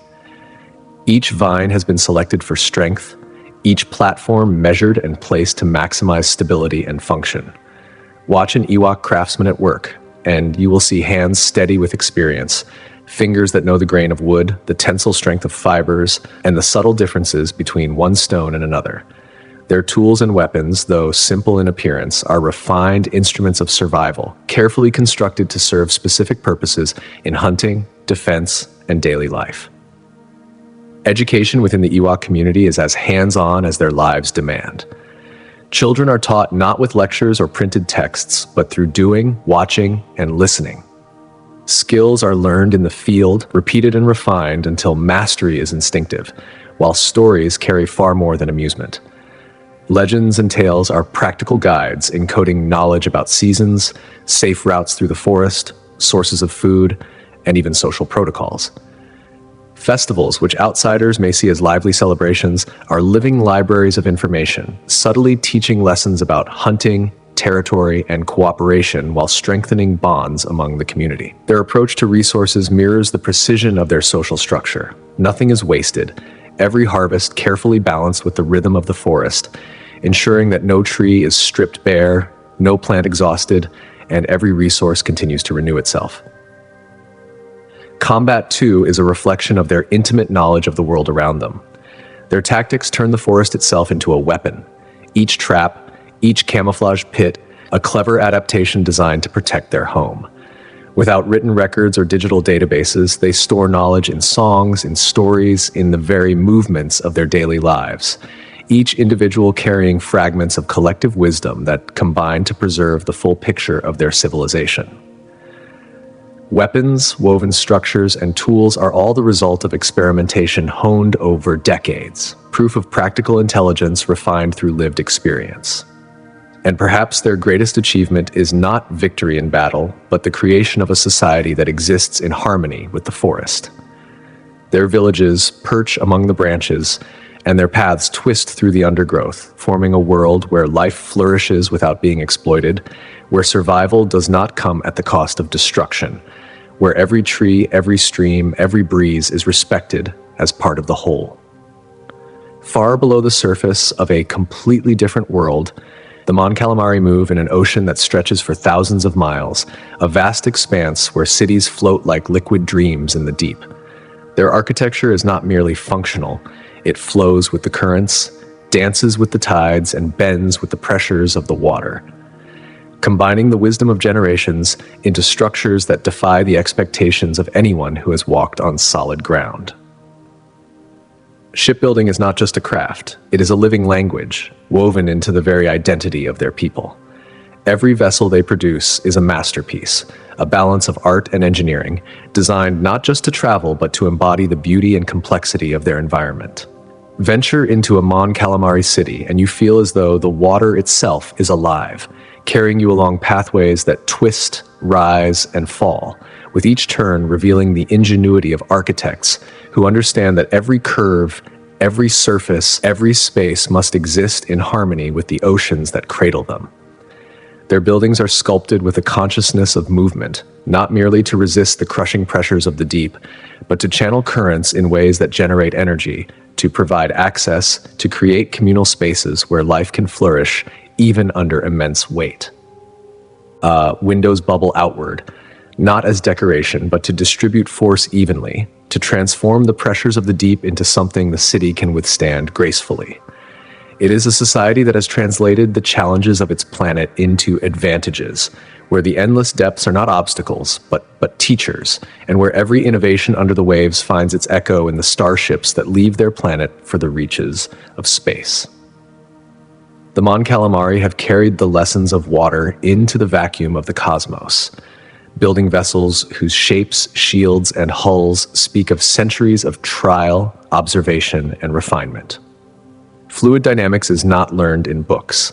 It is experienced from birth, swimming through the living classroom of their cities, moving instinctively through three-dimensional spaces, seeing patterns and possibilities that remain invisible to those who never dive beneath the surface.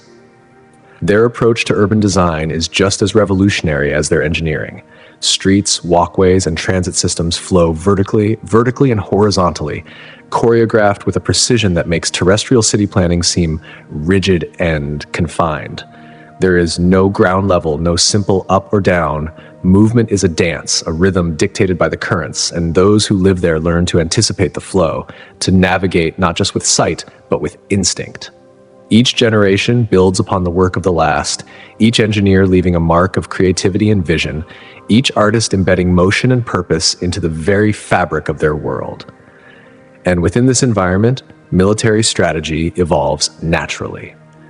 Commanders understand three-dimensional combat intuitively, maneuvering ships as though the battlefield itself were liquid, turning what other civilizations might see as constraints into opportunities. Their culture reflects this same unity of form and function. Music, literature, performance, and visual art all echo the principles of movement, of balance, of harmony with the forces around them. Theaters stretch in all directions, stages float, and performers move not just across a surface, but through the water itself, turning every performance into a lesson in physics as well as artistry. Even the seemingly mundane act of daily life is imbued with lessons. Every interaction, every decision, subtly reinforcing an understanding of the environment that will later be applied to the stars. Their greatest triumph may not be a single technological breakthrough, but the ongoing creation of a society in which every action, every innovation, and every design choice is informed by the wisdom of centuries spent mastering a world most others could only fear. Their contributions to the Rebel Alliance went far beyond the simple act of lending ships to a cause. They introduced an entirely new way of thinking about fighting in space, blending strategy with imagination, science with artistry. Every inch of their shield technology tells a story of generations of careful invention. The same principles that keep their underwater cities safe from crushing pressure beneath the waves were transformed into protective systems capable of withstanding the relentless firepower of the Empire. Each breakthrough in their civil engineering did not stay in the cities. It migrated into their military designs, creating ships that were breathtaking to behold and terrifying in combat. Patient precision marks every phase of their work. Mon Calamari vessels are not merely built. In a sense, they are nurtured. Systems are layered with intention, structures grown over time, each piece finding its place like part of a living organism. Outsiders may see their methods as painstakingly slow, but every moment invested yields ships of unmatched endurance, beauty, and performance. Their approach to sustainability is not an afterthought. It emerges naturally from the rhythm of life underwater. Living in oceans teaches respect for balance, and their cities, their ships, mirror that wisdom. Recycling systems are so thorough that almost nothing is wasted, and what outsiders may perceive as opulence often serves a critical ecological function. Looking at how they live together sheds light on why they excel. Mon Calamari society prizes both individual ingenuity and the power of collective effort. Engineering teams are a union of visionaries and technicians, artists and scientists, working in harmony to achieve more than any one of them could alone. Exploration beyond their watery world gained new perspective through their inventions. Living beneath the waves trained them for the unique demands of long-term space travel. Life support on their ships does not merely sustain life. It creates environments that feel natural, welcoming, and comfortable to beings of any origin. Trade flows through their ports as easily as currents move through the ocean. Both undersea and orbital cities become centers where ideas and goods circulate freely, shaped by a deep understanding of fluid movement. Even commerce is guided by this wisdom, flowing efficiently where it is most needed. Research spaces are not hidden away. They are integrated into urban life. Laboratories devoted to hydrodynamics or the mysteries of hyperspace occupy structures that are also public spaces. In Mon Calamari society, science is visible, tangible, part of everyday existence, accessible to anyone willing to look. Watching their shipyards at work reveals the heart of their civilization. Massive vessels form underwater, shaped and tested against pressures they will face far above in the void of space. Each ship becomes a monument, not just to engineering, but to vision, dedication, and the patient, persistent philosophy of a people who harmonize with nature instead of defying it. The story of Mon Calamari is more than their ships, more than the intricate elegance of their cities. They are proof that limits exist only in the mind, that beauty and utility can coexist, that solutions born in one environment can be adapted to another with creativity and skill. In their ocean homes and spacefaring fleets, they created a civilization that moves with the currents of nature, bending challenge into opportunity, art into function, survival into expression. Their legacy ripples across the galaxy, quietly teaching that ingenuity, patience, and respect for the world around you can change everything. And then there are the mysteries that still evade understanding, the kind of mysteries that make the galaxy hold its breath. Yoda's species stands as one of the most enigmatic civilizations ever known, a group of beings so rarely seen that each encounter feels like touching something sacred. Only 3 of them are known to the galaxy: the wise Master Yoda, the equally formidable Master Yaddle, and the young Grogu, whose journey is just beginning. From the moment you meet one of them, one trait becomes immediately clear: size is irrelevant. They are no taller than a human's waist, yet their presence radiates power. In the Force, their small bodies contain enormous influence. Witness one lifting a starship effortlessly with only the mind, and every preconceived notion about physical strength dissolves instantly. Longevity is another marvel. Their lifespans stretch for centuries, and in that time they accumulate wisdom, patience, and a depth of perspective the galaxy rarely sees in a single lifetime. Each gesture, each word, carries weight far beyond their small stature, shaping events in ways that ripple across worlds. Every encounter with one of these beings feels intimate, profound, and yet leaves questions unanswered, as if the universe itself has decided some secrets are too precious to fully reveal. Their society, if it could even be called that, remains largely hidden, operating quietly in the background, influencing generations of Jedi without ever drawing attention to itself. Their abilities, their insight, their connection to the Force, each of these is magnified by their lifespan. Centuries give them a view of time and consequence beyond comprehension. A single decision can shape not just the life of a planet, but the fate of the galaxy itself. And yet, despite all of this power, they carry themselves with humility, their small forms moving with careful purpose through the cosmos. Watching them teaches restraint, patience, and the subtle art of balance. They do not act rashly. They do not flaunt their knowledge or strength. Every action is measured, every movement intentional, every moment a testament to the depth of experience they carry quietly within their small frames.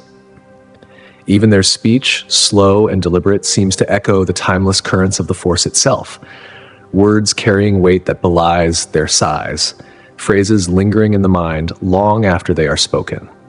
The environments they inhabit are as telling as the beings themselves.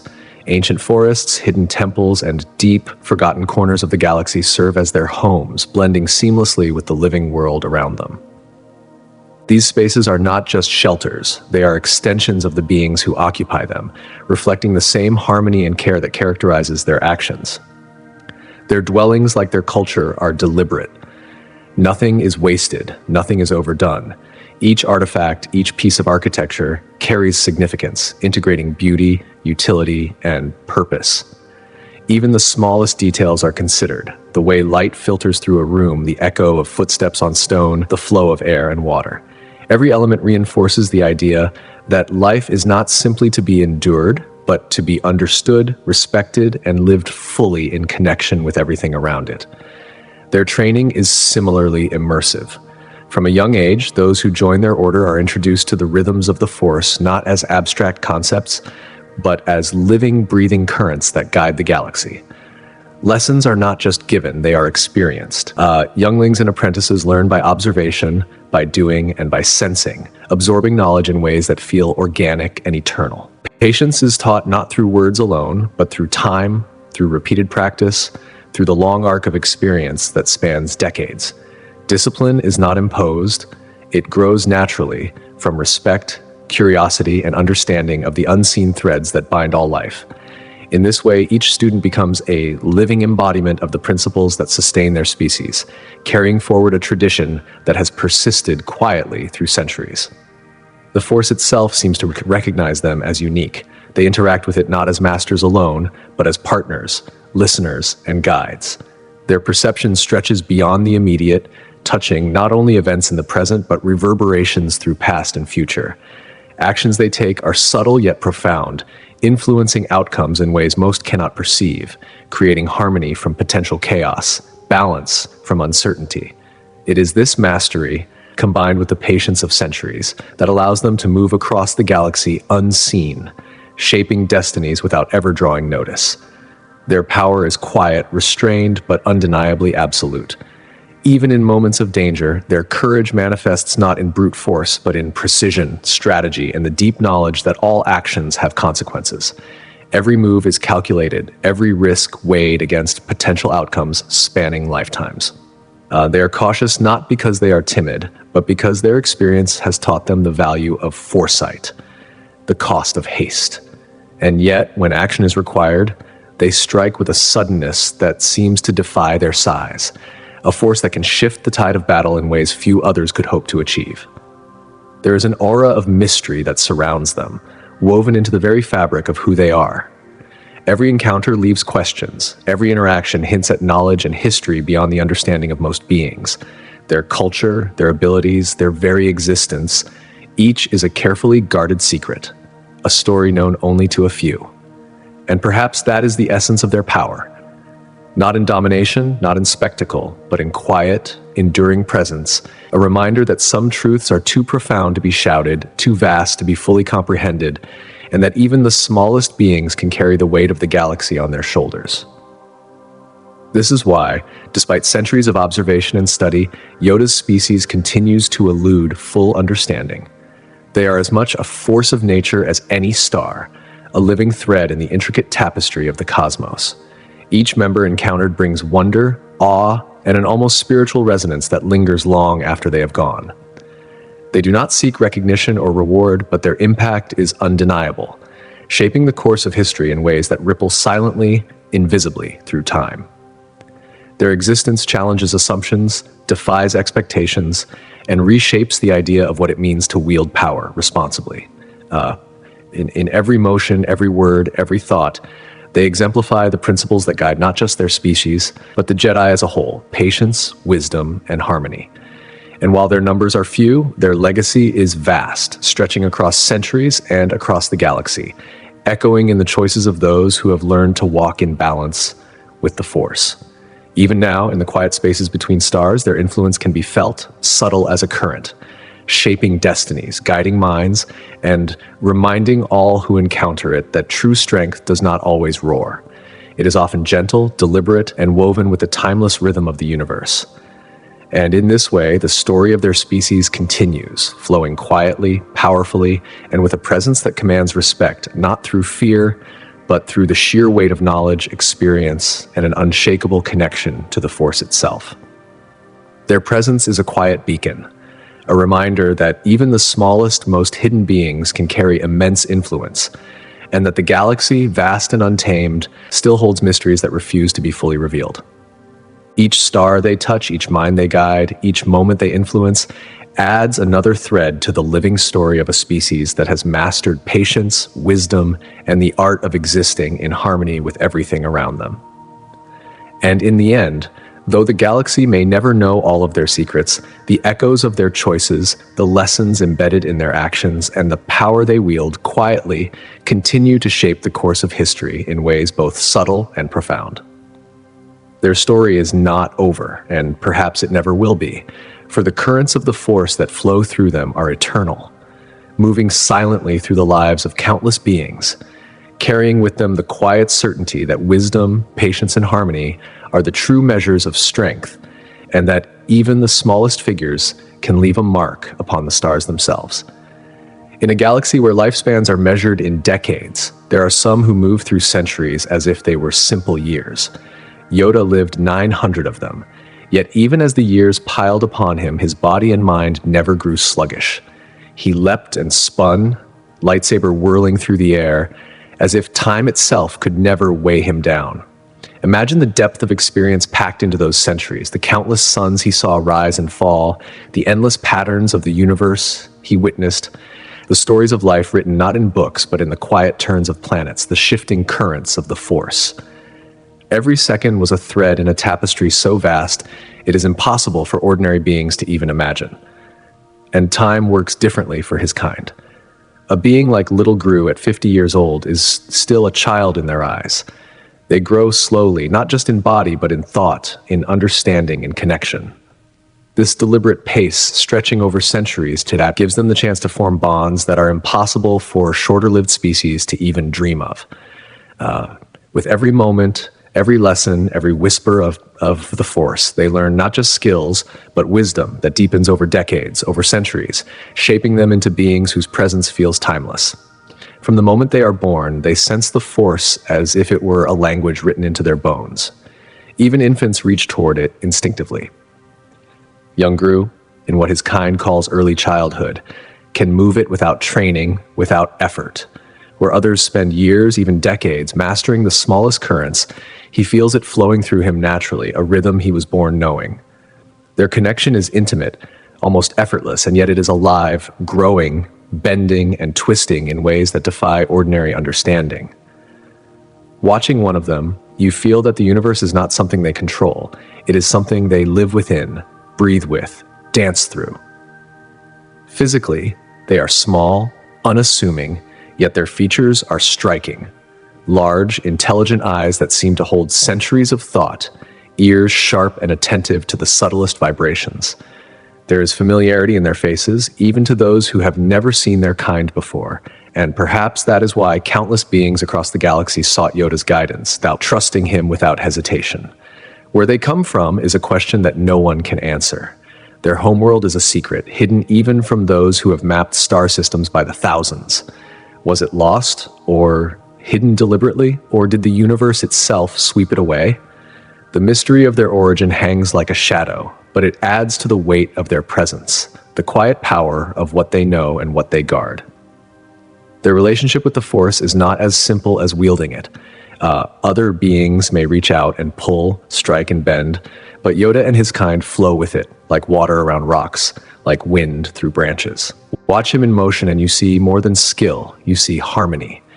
His hands are notes in a song, his steps beats in a rhythm older than any star. This is centuries of learning, not in textbooks, not in lectures, but in the living conversation of a life intertwined with the universe itself. And this is the gift they pass on. Yoda trained generations of Jedi, centuries of them, weaving each new student into a story much larger than any single life.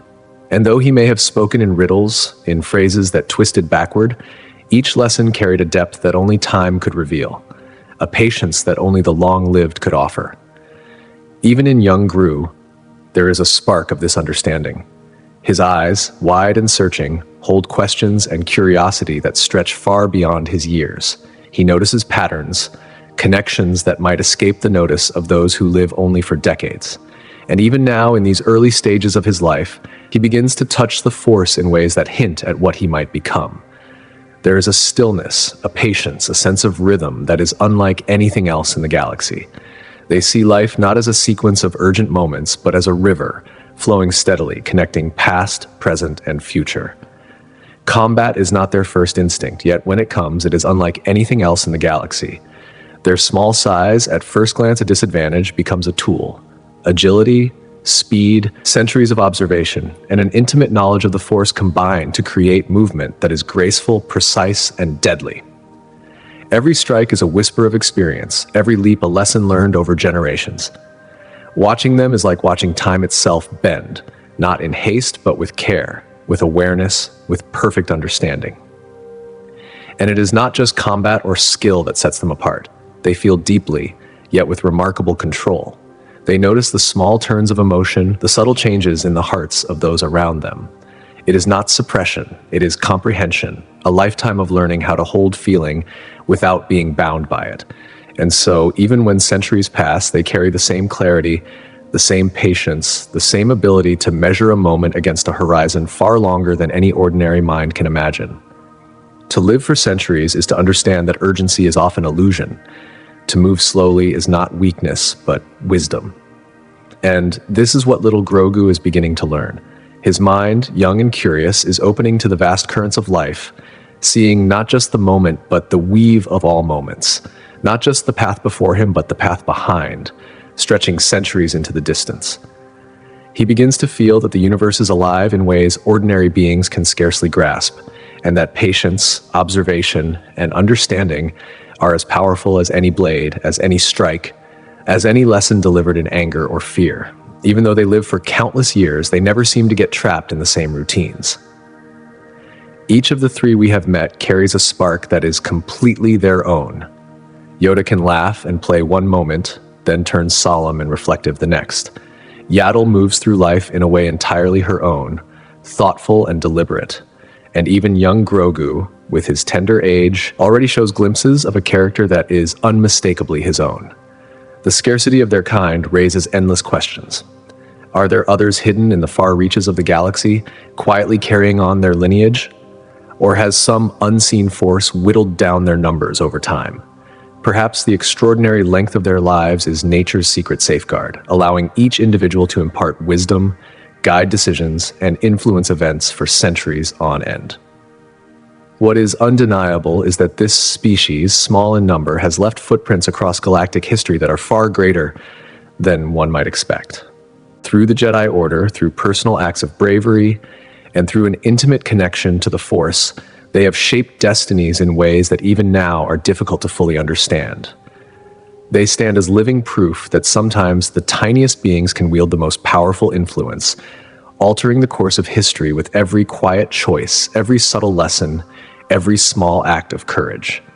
Far out in the outer rim, surrounded by thick swamps and endless stretches of wild jungle, lies the world of the Rodians. Their home, Rhea, is a story etched into every tree, every river, and every stone. Here, survival is not just a lesson, it is the foundation of culture, the very pulse of existence. The early Rodians grew up in a world filled with massive predators and unforgiving landscapes, and it was in these struggles that their identity was forged. Survival was never simple. It demanded skill, cunning, and an instinctive understanding of life and death. From these challenges, hunting became more than a means to an end. It became a defining element of who they were, an art passed from one generation to the next, a dance of life and death that transcended time. Every Rodian is shaped by their environment. Their multifaceted eyes allow them to see in ways most species cannot. A gift first honed for spotting danger in the dense jungle, that now adapted for navigating the stars. Their green, scaled skin blends seamlessly with the shadows of their world, a natural camouflage, while their suction-tipped fingers make climbing and handling tools effortless. What started as necessity eventually became craft, and what began as craft became competition. And competition spread beyond the jungles to the galaxy itself. Young Rodians grow up learning to track and observe in ways that echo the methods of their ancestors. Today, they may pursue bounties rather than jungle creatures, but the precision, patience, and understanding required remain the same. Music and ritual have always been intertwined with the hunt. Ancient songs once carried through the thick, humid air of the jungle now echo through the corridors of spacecraft and the bustling sectors of galactic cities. To speak of Rodians is to think of bounty hunters, yet that is only a fragment of who they are. Their culture thrives in places where art, technology, and tradition intersect. Grand theaters on Rhea turn hunts into stories, movements into dance, predator and prey into choreography, leaving audiences spellbound with every leap, twist, and careful step. When technology arrived, it did not erase the ways of the Rodians, it transformed them. Traditional skills evolved alongside modern tools. Thermal sensors complement natural vision, tracking devices replace the ancient art of reading footprints, but the core of the knowledge remains: how prey moves, how it thinks, how it survives. And the patience, the subtle discipline taught over countless generations is invaluable, whether on a hunt in the jungle or in the vast reaches of space. Even the infamous Rodian Greedo, whose fatal encounter with Han Solo in Mos Eisley's cantina is widely remembered, represents only a single thread in a complex tapestry. For every figure like him, there are countless others: artists, engineers, traders, and explorers, all carrying the legacy of adaptability that is the true mark of their people. Beneath Rhea's ever-present clouds, cities rise from the swamps on towering stilts, a testament to how far Rodians have come. Transparent domes protect inhabitants from the dense atmosphere, yet allow the natural light to filter in, creating spaces where modern life coexists with the untamed spirit of the jungle. Politics on Raya bears the echoes of their hunting past. Leaders rise through skill, cleverness, and insight, much like hunting parties that once roamed the deep jungle. Navigating the complex web of clan rivalries, intergalactic alliances, and internal governance requires the same focus and precision their ancestors used to track prey through tangled undergrowth. Rodian art tells these stories, blending the old and the new. Sculptures and paintings depict hunts of legendary importance, while theaters combine traditional narratives with modern innovations, creating performances that resonate both within Rhea and across the stars. Education, too, is rooted in practicality. Young Rodians learn the old ways alongside the new, bridging the wisdom of the past with the demands of the present. Combat skills, once essential to survive the jungles, remain a part of cultural life, preparing the young for a galaxy where bounty hunting and security work offer opportunity and wealth. Families and clans have evolved alongside these practices, retaining a sense of territory, skill, and specialization, while also branching into trade, engineering, and other modern pursuits. The Clone Wars marked a turning point for the species. Rhea faced hardship, forcing its people to innovate, adapt, and redefine themselves. They were tested not just as hunters, but as survivors, capable of carrying their culture into uncharted paths while maintaining the essence of who they are. The story of the Rodians is one of resilience, adaptation, and the delicate balance between past and future, between instinct and intellect, between the wild jungle and the vast reaches of space. Each generation inherits the legacy of their ancestors, yet shapes it in ways that ensure their survival, their relevance, and their voice in the larger story of the galaxy. The jungles of Rhea still whisper their history, telling tales of cunning hunts, daring escapes, and lessons learned under the shadow of predators. Yet beneath this familiar rhythm lies a society that has mastered the art of transformation, proving time and again that their legacy is not bound to the swampy roots of their home, but extends across the galaxy in ways that are unexpected, profound, and enduring. Their presence, in both the wild and the civilized, reminds us that even a species born from struggle and survival can rise to shape worlds, influence events, and leave behind a story that will echo long after individual hunters have vanished.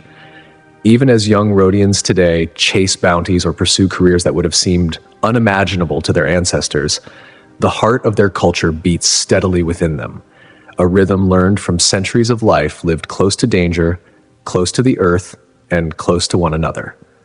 Each step in the jungle, each careful calculation in politics or business, each deliberate movement in dance or theater carries with it the weight of history, the lessons of survival, and the promise of a future built on both. Their eyes, still capable of seeing every detail, catch what others miss. Their minds, honed by generations of challenge and adaptation, plan and execute with a precision that can alter the course of a hunt or a negotiation. Their hands, scaled and strong, can wield a weapon, a tool, or a pen with equal skill. The story of the Rhodians is far from complete. It stretches across the stars, folds into the politics of the galaxy, and weaves through every arena in which their culture asserts itself. What began in shadowy jungles with the sound of predators and prey has transformed into a saga that touches every corner of the galaxy, showing us that the measure of a species is not only in its past or its environment, but in its ability to survive, to adapt, and to make its mark upon the universe in ways that are both visible and unseen. Even as the young hunt, learn, and grow, the legacy of the Rhodians persists, guiding them toward challenges yet unknown, and ensuring that the lessons of the past will shape the stories of the future in ways as profound and unpredictable as the swamps and jungles where it all began. In the dense, humid heart of Rhea, where the fog curls over the swamp like a living veil, the people of this world have learned to live with the land rather than against it. Even in the midst of industrial growth, Rhian cities breathe with the wisdom of generations, embedding intricate ecological systems into every street and structure. Water moves through their cities in ways that mirror the slow, patient cycles of the jungle rivers, and waste finds its way back to the earth, following patterns honed over centuries. Every building, every canal, every street speaks of a deep understanding of their home, a reverence for the jungle that shaped them. Across countless star systems, Ryan communities carry the same rhythm of life, balancing heritage and innovation. Their districts shimmer with hunting-themed architecture, marketplaces alive with the sense of exotic spices and the quiet hum of modern technology, blending seamlessly with age-old customs. Here, young Ryan families can witness their culture in motion, feel its heartbeat, and yet see it reach outward, connecting with other species and new worlds. For those who have left Raya, these enclaves are more than neighborhoods. They are lifelines to identity, cultural anchors amidst the endless swirl of the galaxy. Modern Rhian society wrestles with a profound question. How does a culture built on the art of the hunt survive and thrive in an age dominated by droids, hyperspace travel, and technological marvels that their ancestors could not have imagined? The answer lies in their remarkable flexibility, in the ability to honor the past while embracing the future. Children may learn to track footprints in the dense undergrowth one day, and the next solve complex equations for starship engineering, seeing both as essential parts of what it means to be Rhian. Their expertise does not remain locked on their home planet. Across the galaxy, Ryan knowledge reshapes the worlds they touch. Security systems inspired by their tracking skills become smarter, surveillance technology sharper, and architecture drawn from centuries of swamp building experience produces solutions for the most unforgiving terrains.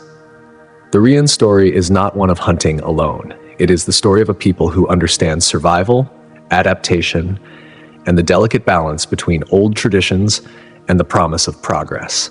From the shadowed waters of their home to the farthest reaches of the stars, they remind the galaxy that honoring the past and reaching for the future can be one and the same.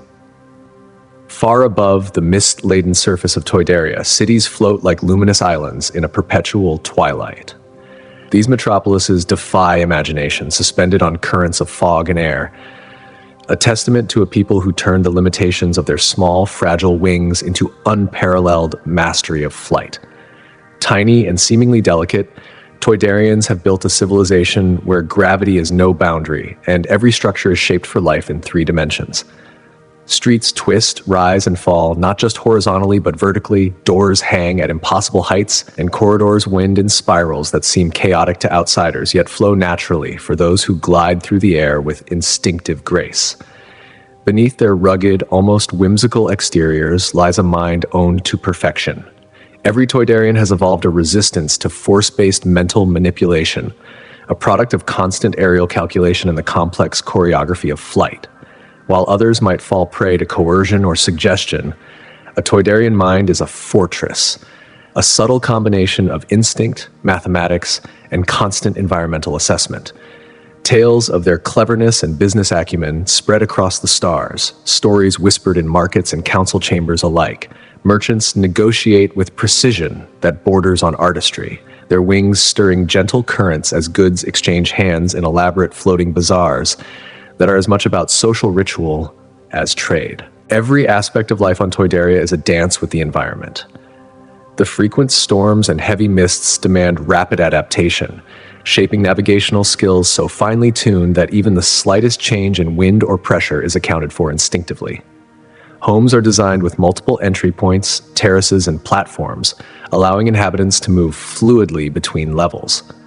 Markets hover above swamps, trading floors drift on currents, and social interactions unfold in 3 dimensions, a constant ballet that outsiders can hardly imagine. The very air is a classroom, teaching each generation to read distance, weight, and motion with uncanny precision, feeding not only their physical agility but the mental resilience that defines Toydarian life. In their aerial cities, where fog rolls like water over stone and the sun filters through the mist in golden shafts, one sees the true poetry of Toydarian society. Flight is not just mobility, it is thought made physical, an extension of the mind into space, shaping commerce, architecture, and culture. From the careful arrangements of floating marketplaces to the intricate designs of homes that curve and bend in harmony with wings, everything exists in a state of balance. Each storm strengthens them, each gust teaches them, and every calculated maneuver reinforces a culture built on precision, creativity, and survival. The story of Toydaria and Rhea together paints a vision of the galaxy, not as a uniform expanse of star systems, but as a tapestry of living, breathing civilizations. Each has grown from unique challenges, transforming obstacles into strengths. Whether it is the swamp-hardened ingenuity of the Rhean hunter engineers or the skybound cleverness of the Toydarian traders, their histories remind the universe that evolution is as much about adaptation of mind and culture as it is about body.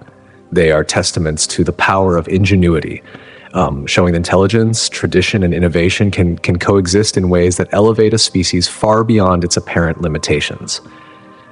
Yet even as they reach outward, both species carry the weight of their past. Rhean children still track footprints in the misty swamps of their homeworld before they touch a starship console. Toydarian fledglings flap their wings against the wind currents of a storm before negotiating a trade deal across the galaxy. In every gesture, every teaching, every structure, the lessons of centuries whisper to the next generation. Survive, adapt, honor what came before, and push beyond what has been imagined. They are living bridges between worlds, between old and new, and their stories ripple outward, shaping the very understanding of what it means to endure, to learn, and to thrive. In these tales of air and water, mist and jungle, one begins to see the rhythm of life itself, the quiet insistence of species that refuse to yield, that take what the universe offers and turn it into a stage for ingenuity, resilience, and pride. Ryan hunters and Toydarian navigators remind every listener, every traveler, that there is more to survival than strength. There is understanding. There is adaptation. There is a deep, enduring connection to the world that nurtures you even as you reach for the stars. And though the swamps of Rhea stretch far below and the fog-shrouded skies of Toydaria rise high above, one truth threads through both.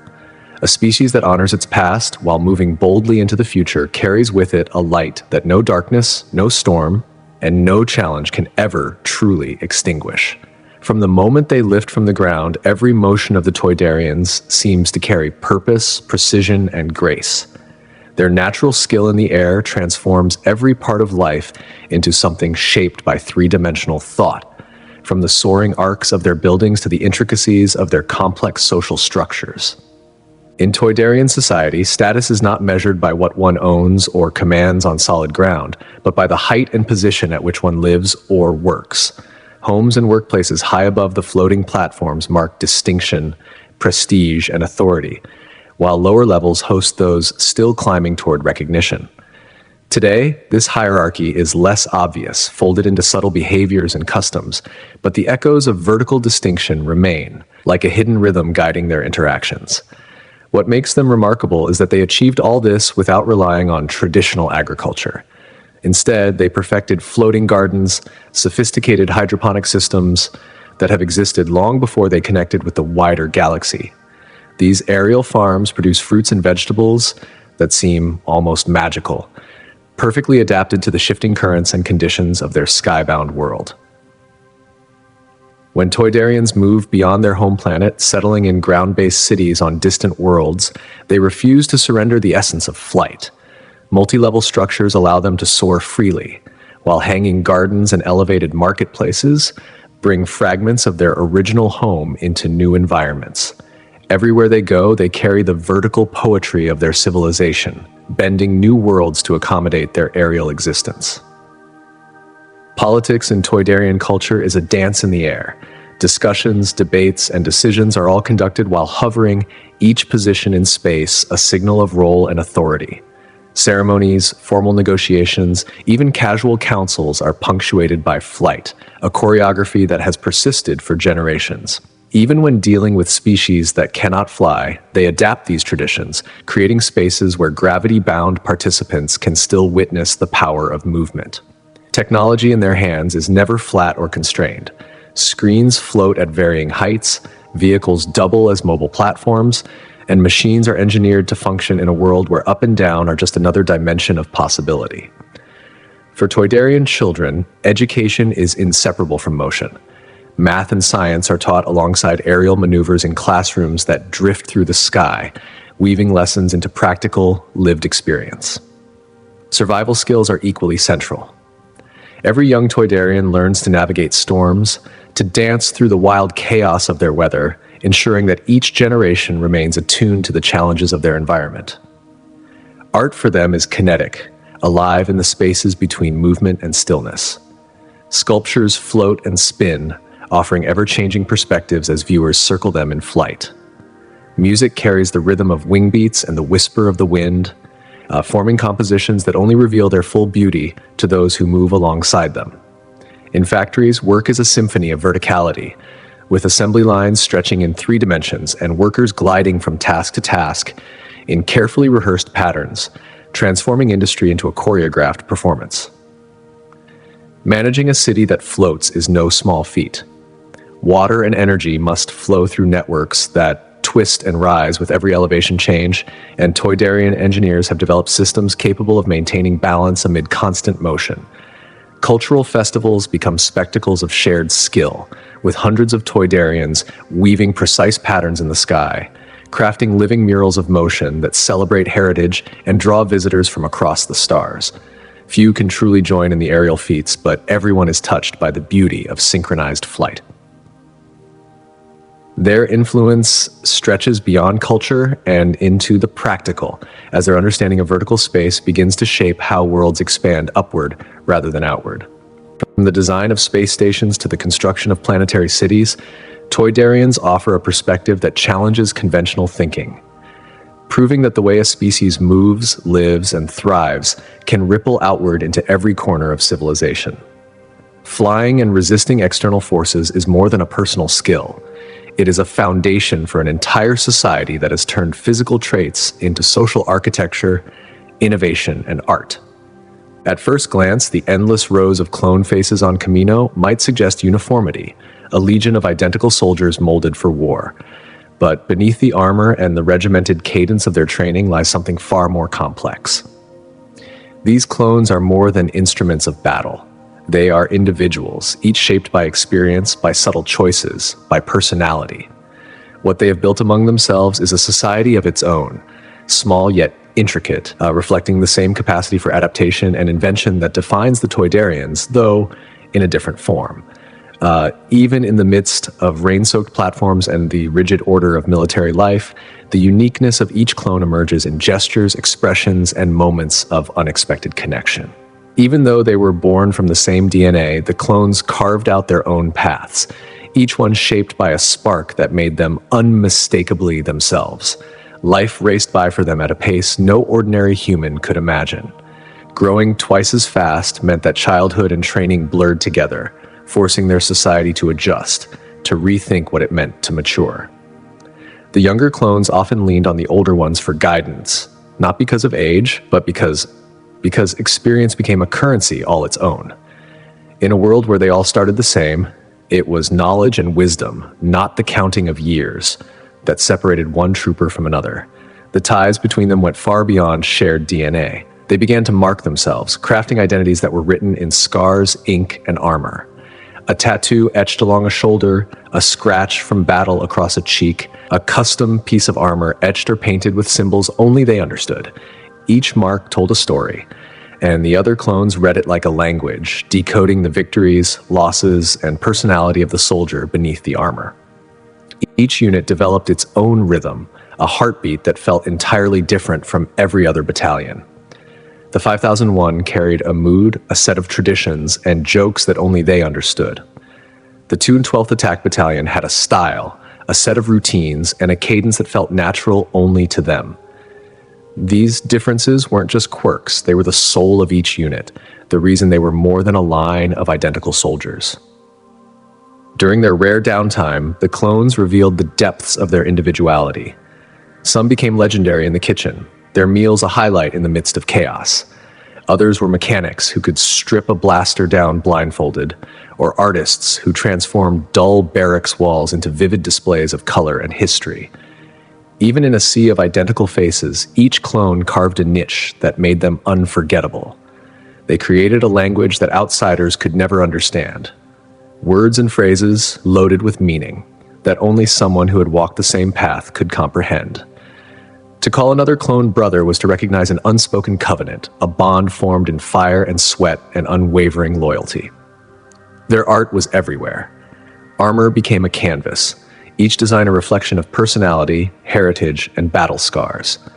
They fused elements from Jango Fett, pieces of Mandalorian tradition, with their own ideas, inventing something new with each stroke and stencil. Names became talismans of identity.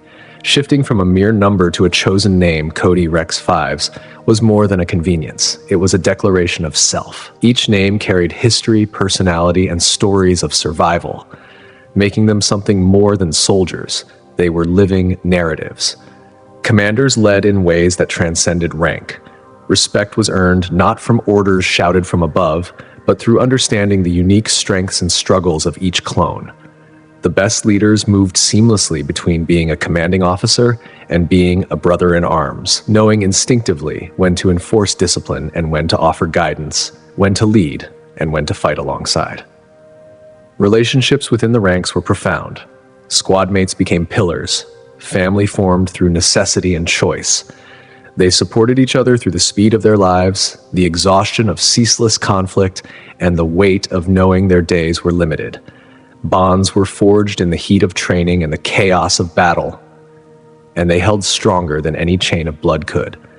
Medical care was another art the clones mastered. Medics were more than doctors, they were scholars of the clone body, experts in accelerated growth and tailored treatments that accounted for the way each clone aged faster, fought harder, and recovered differently. The precision of their science reflected the precision of their warriors. Their minds were sharp, insatiably curious, and relentlessly hungry for knowledge. Many studied history, philosophy, and science, blending learning with discipline, understanding that wisdom was another weapon in a galaxy defined by war. Even games and sports were infused with purpose, designed to refine coordination, strengthen bonds, and foster a spirit of camaraderie. Yet, within that play, deeper questions were always present. Some clones wrestled with philosophy, religion, or the old ways of Mandalorian honor, seeking meaning in a life that felt fleeting even as it burned brightly. These beliefs shaped the way they fought, lived, and dreamed.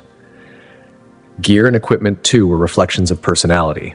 Standardized enough for the battlefield, but personalized enough to carry a signature of identity. A tweak here, an embellishment there, subtle marks that made their tools extensions of themselves. Stories were currency in the clone world, lessons passed from one generation to the next, knowledge stitched into the fabric of their culture. carried forward even as years flew by, faster than anyone outside could keep track of. Every battle, every hardship, every small act of rebellion against sameness contributed to a living heritage. Even when created to be identical, they proved that individuality cannot be suppressed. From shared beginnings, they found ways to grow apart, to shine apart, to leave traces of themselves in a universe that often sought to see them as one and the same. The foundation of their existence didn't limit them, it propelled them. They became something their creators could not have imagined, something more complex, more human, and yet entirely unique.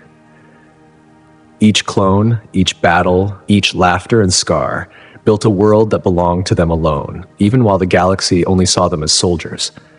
The way they moved, talked, laughed, and fought made it clear that even with every measure of control imposed upon them, identity could not be contained. They were reflections of a larger story, and also of countless smaller ones. Each soldier a living testament to resilience, adaptation, and the quiet rebellions of the soul. Even the way they stood in formation hinted at individuality. The slight lean of a shoulder, the tilt of a head, the rhythm of footsteps, subtle signatures of the lives inside the armor. No matter how many clones filled a room, each could be recognized, not by numbers, but by the weight of their presence, the aura of their choices, the echoes of experiences that shaped them faster than the rest of the galaxy could imagine. The culture they created was vivid, messy, joyful, and painful. It was a living, breathing thing built in the gaps of duty, in moments of silence between battles, and in shared laughter around fires when the war faded to a distant roar. It was expressed in music, hummed quietly in the barracks, in sketches left on metal walls, in recipes passed hand to hand, and in lessons carried forward from one squad to the next. These were more than soldiers. They were architects of a civilization compressed into an impossibly short lifespan, each moment burning twice as bright as it might for an ordinary human. Even in conflict, they found beauty. Even in loss, they found humor. The clones learned to live full lives, accelerated lives, but full all the same, leaving impressions on each other and the galaxy in ways that no one could predict. Through the scars and stories, the personal touches and quiet reflections, they created an identity that could never be erased. Every mark on armor, every nickname shouted across the barracks, every shared secret in the darkness of a tent became proof of selfhood. They transformed sameness into a mosaic of unique existence, proving that even in a life designed for conformity, individuality would find a way. Their history, inscribed in the small choices and bold declarations of self, became a living archive, a testament to the resilience of spirit, a blueprint for what it meant to be more than a tool, more than a weapon. Their shared DNA was the beginning, but it was their stories, their laughter, their grief, their courage, and their artistry that defined them. And as each generation of clones grew, learned, fought, and passed down what they had gained, their culture did more than survive. It thrived. A vivid, uncontainable expression of life lived fast, lived fully, and lived together in ways no one could have imagined.